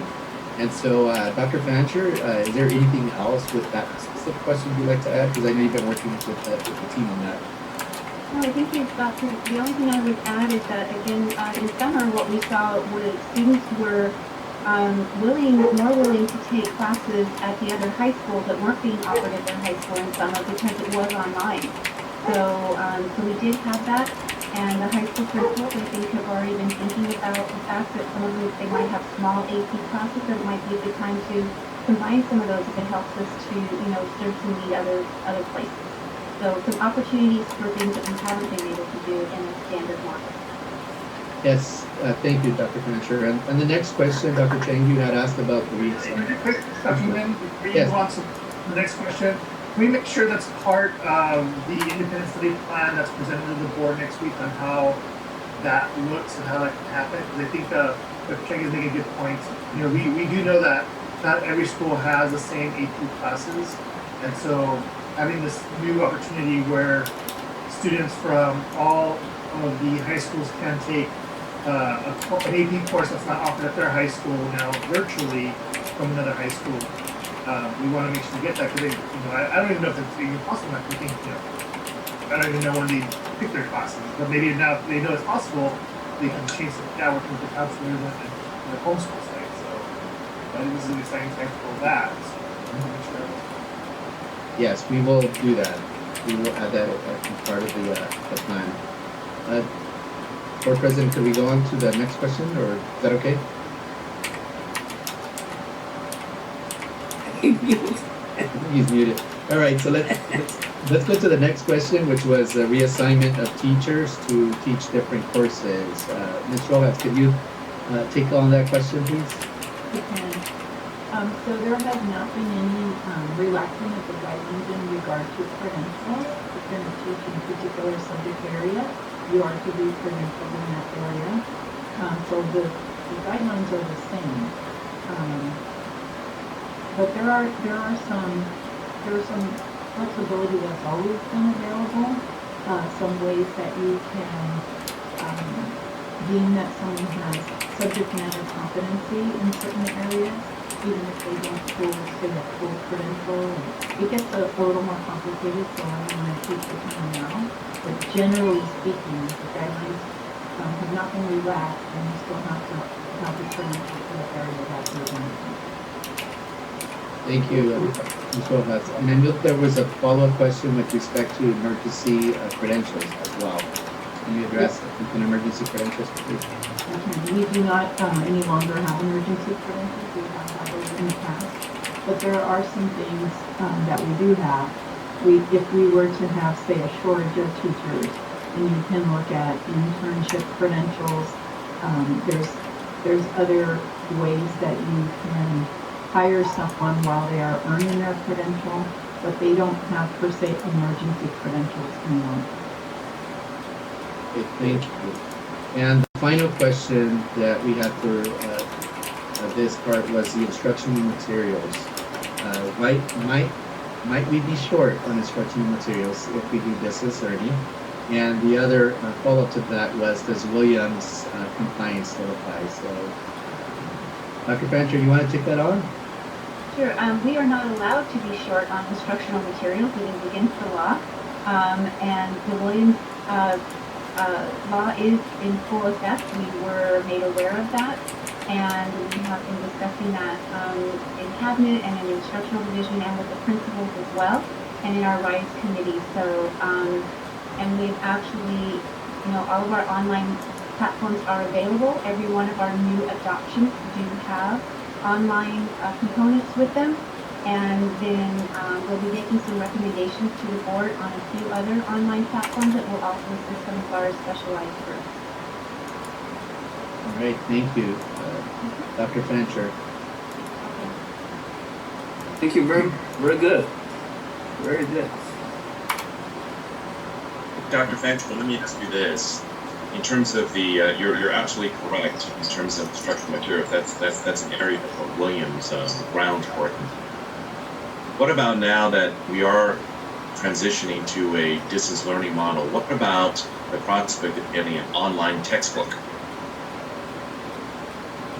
So, yeah, our textbooks actually already have online textbooks. Every one of our new adoptions, the students can access, in fact, the entire book online. Some of them have, QR codes and things like that, but there are enrichment, there's intervention, all kinds of resources that came with our textbooks. You know that this district always buys the Cadillac model of any adoption we do. And so I think this is a time that people will find out that we have resources that they didn't even know we had. So I'm confident that we have a very rich online component. Precisely. I remember when we went through this and how we had all our curriculum committees and textbook committees and looking at all this, and they did really a exemplary job on this. And we already had envisioned going to this type, maybe not to this extent, but having a online capability in order to bring that level of education equity to our school district. That's why I think it really is time. You know how they say that necessity is the mother of invention. The fact that we can go ahead and deal with dual enrollment, deal with AP, in order to have that equity, of course, access throughout the school, to me is a watershed moment that we can use here to make instruction better. And the other part about that I did want to ask is, at CSBA, we follow all of these developments, and we see how the Cal State system decided they're going to go all online, right? They did that one very quickly. And then USC originally said they're going to have it come back, but then went to an online model. And of course, we have community colleges.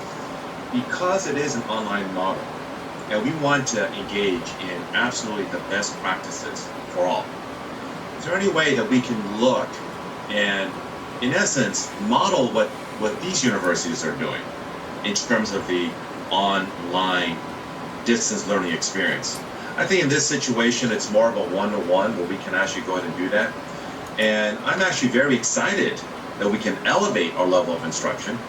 And I would tell you, Dr. Jimenez is absolutely right. When we first did this, it was more of an emergency situation. Now it's different.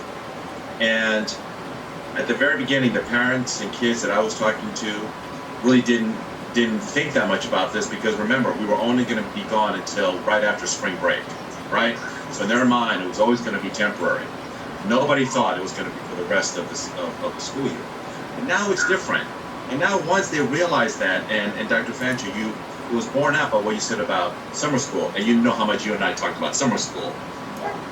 the kids I can see are really embracing this.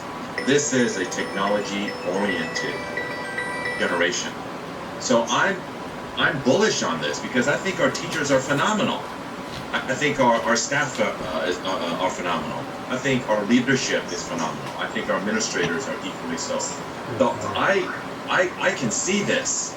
I can see that this is paving a way to a great future, not treading water, but making it better from an educational standpoint across our entire school district.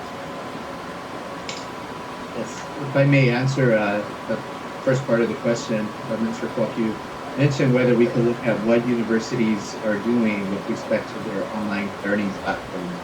So I am pleased to say that we are moving forward with Canvas, and those of you who've used Canvas before, it is used in most UCs. Some of the Cal States use it as well as their online learning management system, and a lot of community colleges use it as well. So we are actually preparing our students to be able to be very proficient, if not an expert, in using Canvas once they go through our distance learning program, so that they will be ready. And we are looking for any of those opportunities that are out there with respect to training. I know I shared some information with our team about some free training right now that's being offered at Stanford University for teachers, free of charge, on how to set up your classroom for online learning. So we'll be working with our team on that component with respect to modeling our program so that it is the best. And we expect excellence, and I think right now we have really good momentum going with all of our associations and teachers, our classified staff, and just everybody coming on board. And I want to make sure that what we plan, and that's the reason why it was really important for us to set a date or a benchmark date to say, let us move forward with distance learning and give us. And so I'm looking forward to really seeing the positive impacts and the results, and having our teachers use Canvas. I've used Canvas before, but I actually like Google Classroom. That's just me, because I think it's easier, and I like to integrate a lot of the Google Classroom features. But our students can learn. They can learn many things, and I think this is a really great opportunity to really close the equity divide with respect to access. Of course, we talked about course access with respect to the digital divide, and that because we're engaging students in different ways. So we will ensure that we are looking at all models that are offered out there at the college system. But I can tell you, they're using Canvas, we're using Canvas. It's not going to be anything too different, but ours will be better. So I just put it that way. Ours will be better because our students are innovators, and they're going to be helping drive that, as well as our teachers. And our teachers are innovators as well. And so with proper training and support, and we'll be having ongoing training and support for them, we know that they'll rise to the occasion, and I know they're on board to do it the right way, and that's what we expect. We expect excellence, and we expect the best for our students. So thank you, Mr. Fox, for the question.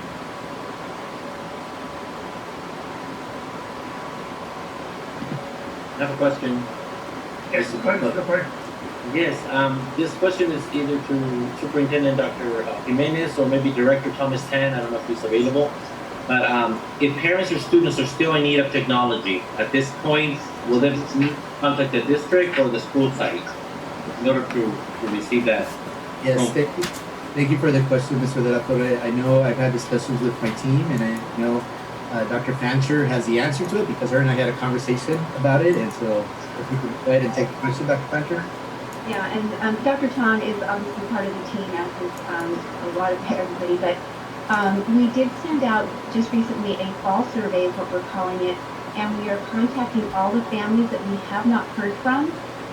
Either they didn't need a device in the spring, or they just didn't fill out the survey. So these surveys are actually going directly to their email, and principals are following up. We've already had 2,000 responses since we sent out the fall survey.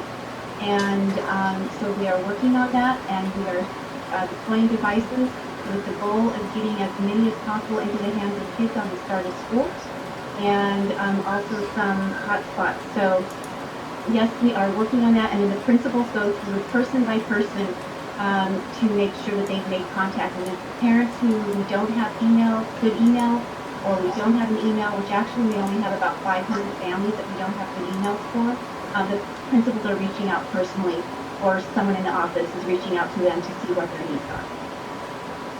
Thank you. You're welcome.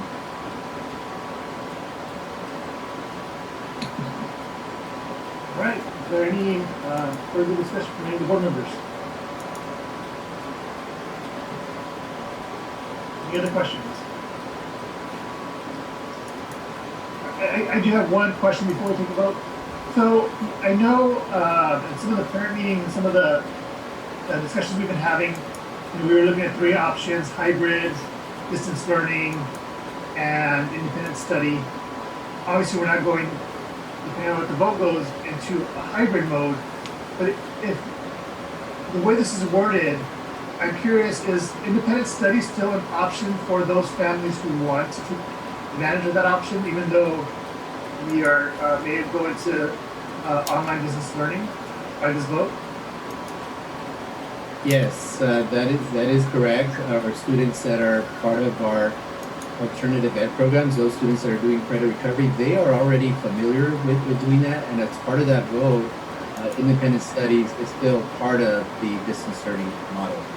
And so it's just a little different. That model looks a little different versus a distance learning model. And Dr. Fancher, you have shared that earlier in the presentation. Do you want to expand on that piece? Yeah, and really quickly for Dr. Fancher, just because what was being discussed looked different than just the alternative. We were expanding to TK to 12 as independent study. So Dr. Fancher, I'll let you go ahead. Yeah, that is correct. We are still keeping that in place because we're most families will opt for the distance learning because that's what we're doing, and they're going to have more time with their teachers. But there are situations where families need extreme flexibility, and depending on what the parents do as jobs, like we have one family, I believe one is a firefighter, and the other one is a nurse, and so they need some extreme flexibility. So that might be a case where it's better for them to collect a week's worth of homework, have a short meeting with the teacher, and then the student is working a lot more independently with their families. So although we don't anticipate that because we're going full distance learning, there will be that many who opt for that, we did have in our, it was a pulse survey, so we're just getting big data, but there were about 300 people that had an interest in it, but we would assume that if we go full distance learning after the vote, that there would be fewer people who'd be interested in that. Well, and the only reason I bring it up is that, I look at my niece as an example when we went to emergency learning in the spring, and the fights that her mother had with my niece. So you need to log on, you give yourself time, and crying and screaming and fighting. She goes through these mood swings. But then, in the afternoon, she's fine. She's like, okay, I'll do my homework now. And so being able to give, some of those parents who had challenges with their kids at home, who have you to log on for your classroom time with your teacher, and it's war breaks out at home. So it's okay, you're wanting to sit down and do your work. So here's your packet, here's today's homework, and then help you through that. Because I know for a lot of families out there, not just for my own personal experience with our family, but for a lot of families out there, it was a challenge to get kids to log in every morning or whenever they had a login. So we want to make sure that families know that that's still an option. To me, it's not the best option. I think I want that, one-on-one instruction and classroom instruction with the distance learning that brings. But I also know some of the challenges that families have trying to get the kids to log at the required times, and it works a little bit better for them to do it when it works for the child. And when the child is a little more cooperative, then we also want to make sure that the parents know that that's an option. I have a quick question, Dr. Jimenez and Dr. Fancher. I believe that at some point during when we did the spring, that some of our very dedicated teachers had office hours. And I thought that was a great idea, to have that interaction there that was possible. Are we going to be able to have something like that in the full-blown distance learning model as we go forward? Yes, I would say it depends. And the reason why I'm saying it depends because the board has to take a vote as to whether you consider the length of a school day for a student. So I think that's the tricky part right there. And I think that's what I said earlier, that if we approve, or if the board approves the model where the 4 hours for 4th to 12th grade, the 3 hours second or TK the second, that provides additional flexibility to have our principals work with their teachers. And obviously we would work with the associations as well on that, because that would be something that we would want to make sure that is considered a best practice that teachers would have. But I know within their schedule, if we are saying that students need to be engaged in school for a longer day than what the minimums are as outlined by the Senate bill, and then that may not leave them any time to be able to incorporate that to their schedule. So I think it would be something that we would have conversations with our teachers association to kind of bounce off ideas as to what can we do, because I know there's also teachers that would want to offer an intervention time to be able to connect with those students who aren't logging in. And so I do agree, that I do like the office hours concept, because it almost seems like it's very collegial, where a student looks, oh wow, my teacher has office hours here. Well, let me check in. And I know in my previous place, we had schools that had actually the office hours online, and students knew at what time they could just go in because the teacher was in a virtual meeting room that was always open, so students in the class could always go there. So I do like that concept. I mean, I think it'll be something that we'll discuss further with the team, and as we go forward with this, it'll be something that we'll have to work on with our teachers as well. So, Dr. Fancher, any other thoughts on that with the office hours?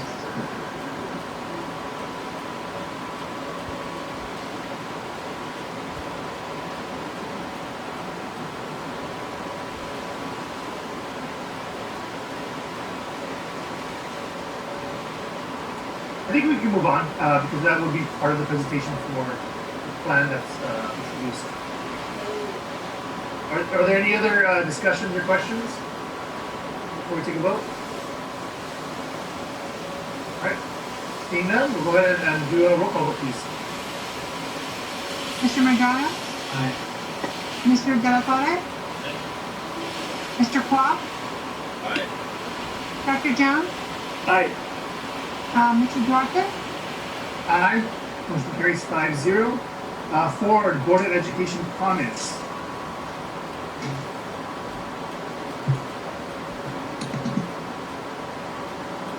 Mr. Grano. Thank you, Mr. President. I just want to quickly thank all of the staff for working so hard on this plan. I really want to commend our superintendent and welcome him formally to his first board meeting. Thank you so much for being here. Again, we're so excited to have you help lead us through what is a historically difficult time for not just our school district, but the community. I want to quickly touch on a loss that's hit our community really hard. Miss Shalom Montgomery, although I didn't have her as a teacher myself, countless of my friends did. I can't tell you the amount of text messages or phone calls that I received when word got out that she had passed. So many of them have countless stories about how she kept in contact with them through the years after they left her class. And I think that said a lot about who she was as a person and prepared by her job. I know that a lot of our teachers in South Oaks are grieving, especially the former English teacher, Mr. Cole Myler, and I just want to express my most our condolences to them, and of course Ms. Montgomery's family. We've known that she had a son, Hyundai, who was young when I was in high school, but I think he's probably about 21, 22 years old nowadays, if my math is correctly, and I especially want to express my condolences to him, who lost Pete, who lost a mother. So thank you everyone for joining tonight. We had a really large group of participants. Thanks for, again, to the cabinet staff for their leadership and for the bargaining units. I'm glad we are approved to go into online distance learning. And thanks everyone for joining. Good night. Ms. Medrano, Mr. Del Torre. Yeah. Good evening, everyone. Welcome, Dr. Jimenez, to your first official board meeting. Great job with detailed explanation for our upcoming distance learning model. Did a good job. This week, as it was mentioned, we received the heartbreaking news of the passing of Dr. Ms. Shalom Montgomery. We can speak firsthand of Miss Monty, as she was called by her students, because our children were blessed to have her as a teacher. She was a passionate, motivating, dedicated, and truly inspirational educator with a contagious laugh. She held high expectations for all of our students, encouraging them to push beyond their limits. She inspired them to speak up for what is right in the eyes of equity and justice. She is an irreplaceable pillar of Los Altos High School. She will truly be missed and never forgotten. Our deepest condolences and prayers go out to her family, her son especially, and all that were blessed enough to know her. Thank you, Ms. Monty. Next, please know that the well-being and safety of our students and staff is the utmost concern, especially during this time. With that being said, it is absolutely important that our students continue with the rigorous and engaging instruction. We had over 500 participants in this meeting and over 1,000 on YouTube. It's amazing. Just know everything that we do is in the best interest of our students. Stay safe, everyone, and have a good evening. Thank you, Mr. Del Torre. Mr. Clark. Thank you, Mr. Duarte. So, Ms. Jimenez, I don't know if you've ever heard this, that the best way to begin a superintendent's tenure is through an emergency board meeting. And so you have met that here in my privileged time here on the board. There have only been 2 times we've had an emergency board meeting. Once in order to close our schools, and now once to deal with reopening our schools. So our staff, our teachers, our classified, our administrators, they're second to none, and they've worked so hard, for this.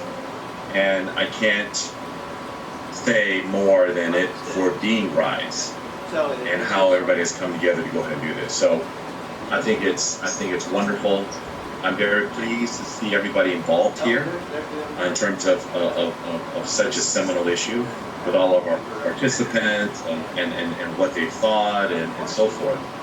It is really, truly a blessing to see that level of engagement. And it is, nothing is more important than the health and safety of our children. And the governor, oftentimes he says that he looks at 2 numbers when he first wakes up in the morning. He looks at the numbers of ICU patients, and he looks at the number of overall hospitalizations. And this is something that the very outstanding president of Teachers Union talked about the sobering data. But we take this, but we know that we can always make the best out of a difficult situation. And I can see that we are doing that. And SCIU's call for unity is something that is very much needed at this time. And I've looked at the other school districts that have gone this way.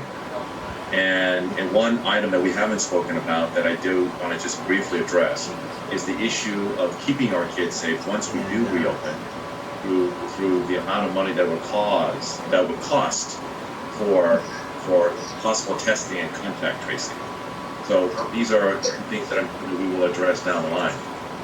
I'm very bullish on our distance learning model just because of the ad hoc committee and our HLP, LLMT that are working on this thing. We're talking about we can model this for the university experience that now is going on to that. And the fact that we're doing Canvas, I think is absolutely extraordinary because that what it's all about is making sure that our kids are going to be college ready, when the time comes. So if they see this, then they've already seen it. And I'm very pleased that Dr. Fancher talked about how we always buy the Cadillacs of textbooks. So I'm not sure if it's really the Cadillacs now or the Tesla of textbooks now, but regardless, the idea is the same. That we always do what we can in order to get the best of the best for our kids. So I just wanted to go ahead and emphasize that that's what we've done because we knew that maybe one day like this would happen. It's here, but we're really in a good place to do that. Whenever I walk in our community, because now that's what I do, I walk in our community, I do speak to parents and so forth. So I'm very, very pleased to hear that we're going to be reaching out to those parents that did not request a device or a Wi-Fi. I think that really shows what we are as a school district and our commitment to everyone. That we don't take the way out, but we do the right thing. I think that's a great idea. I actually have some addresses of some of our parents who didn't ask for one, but now would like to have one. I like the office hours, aspect of it that I mentioned before, because if there's one thing you know about our teachers, they love to interact with our kids. And by having the office hours, it allows at least some level of normalcy. I understand it's virtual, but still. And I know on the other side, our kids love it. When they leave our school district, they never truly leave, but when their 10 years are gone, they remember that teacher that they were able to talk to for any reason under that time. I would like to add my great pleasure at the tentative agreement with CSDA. I think it's wonderful. I also am very pleased that from what I hear, our classifieds are willing to do whatever they can to go ahead and help our kids, under these different circumstances. So very, very pleased to hear about that. We should all join together right now in the spirit of unity, because the only thing that matters are our kids and their welfare. And embrace the positivity, eliminate everything else. And that's what we're all about, and that's what makes, as our teacher president has often said, the greatest school district here, which is Hacienda La Puente. I also want to express my condolences about the passing of Ms. Shalom Montgomery. When we say we're a family, we are a family, I feel the loss immensely. And she is someone that truly dedicated her entire professional life to the betterment of our kids. And condolences to her family, and the Teachers Association, and all the colleagues, and all the students and parents that she touched throughout her wonderful life of teaching.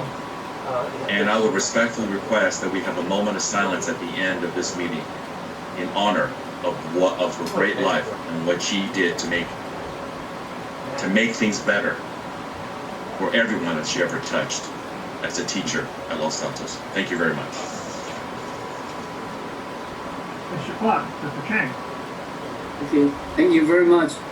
First, thanks all these members participate in this meeting, and I'm so happy to see so many parents and community people attend tonight's meeting.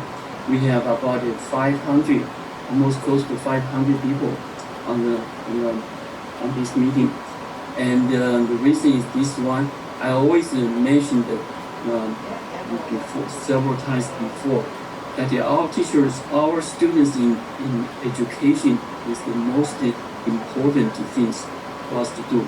And their education, every minute counts, because everything in the school, that's the only opportunity maybe in their life they can learn and learn well.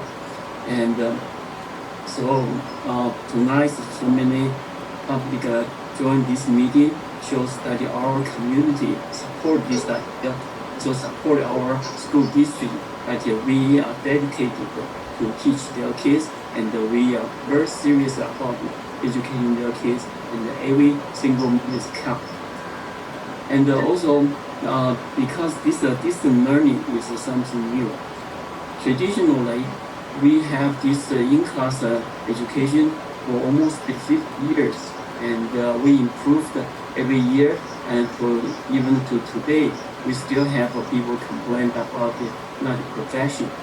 And this summer, we have opportunity to start to switch to the distant learning, and you expect this distant learning to be perfect, that is almost impossible.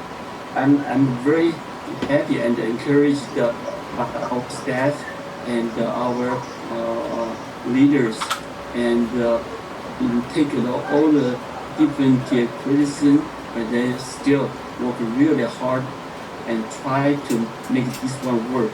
And I believe we have done our best. And when school starts, we are in a good hand, and may not be the best, but we have done everything possible we can.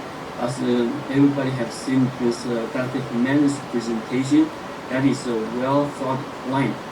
And when we started this learning, I think our success rate is definitely will pass the 80%. And another thing is very exciting is these changes, and the changes to this distant learning. And in a sense, people still have some of the benefit of this distant learning. And because of this change to distant learning, I finally, found the answers to my questions several years ago. I think about 10 or 20 years ago, when we started to have a computer, and we have the information explosion. So in the 21st century, the students, they have so much to learn, more than they can able to learn.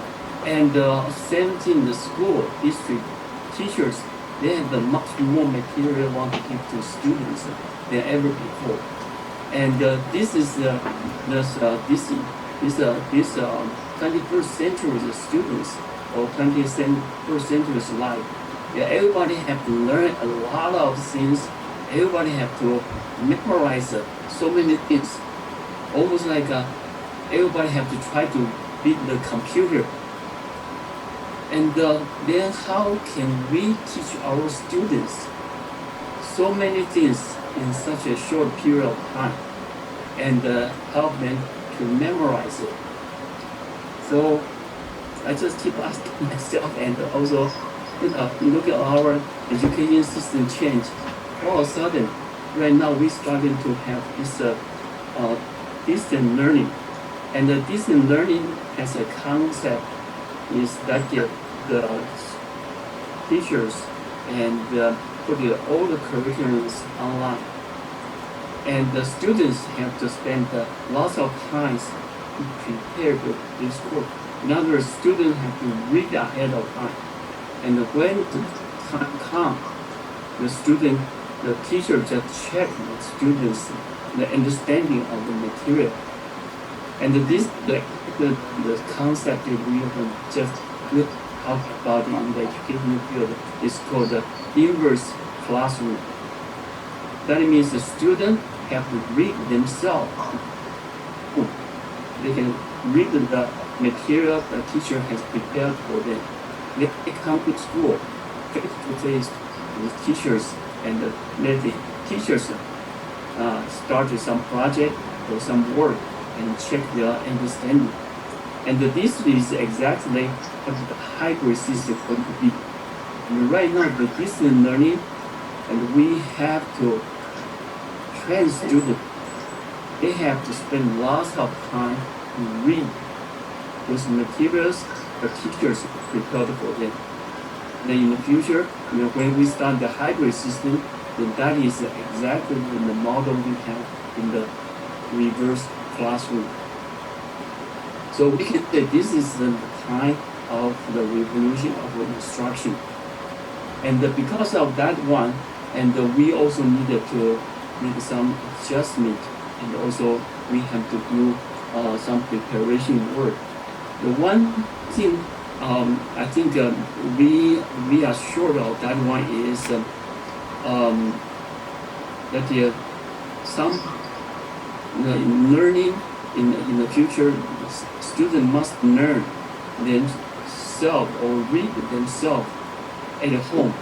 They have to be motivated to do those things by themselves.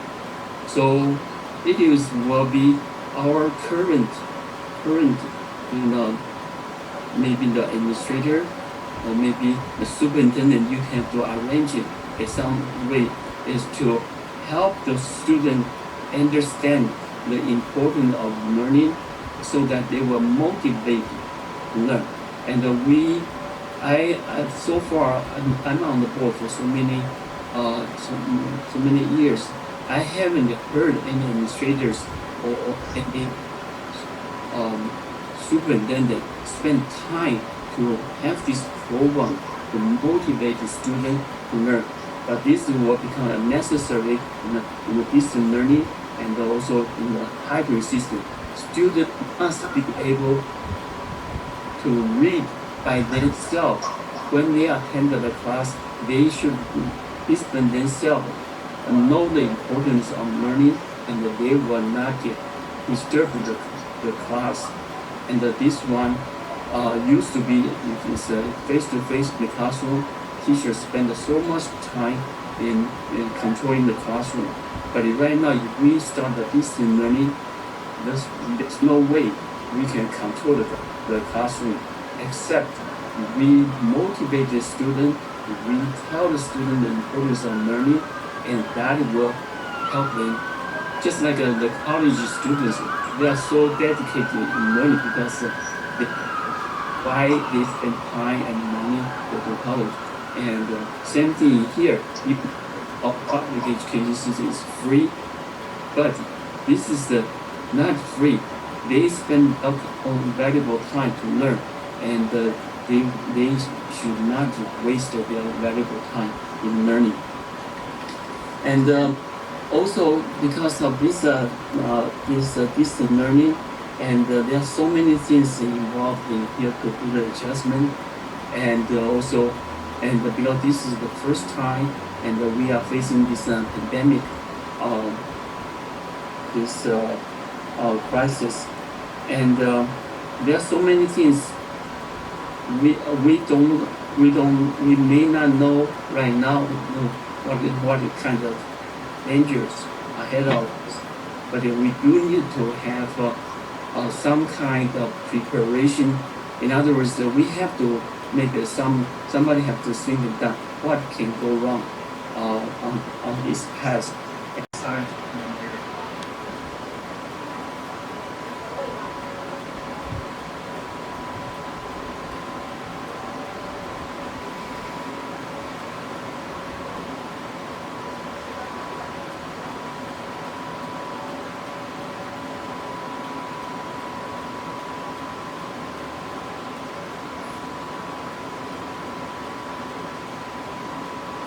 Thank you. Condolences to all the alumni from Los Altos High School, all the current students, our colleagues. I've had an opportunity to meet her several times, and I know she's going to be doing this. So, do we have a motion to adjourn? Clark moves. Make motion. Motion by Mr. Clark, second by Dr. Chang. Need a roll call vote, please. Mr. Medrano? Mr. De La Torre? Aye. Mr. Kwok? Aye. Dr. Jones? Aye. Mr. Dorothy? Aye. Motion carries 4-0. We are adjourned.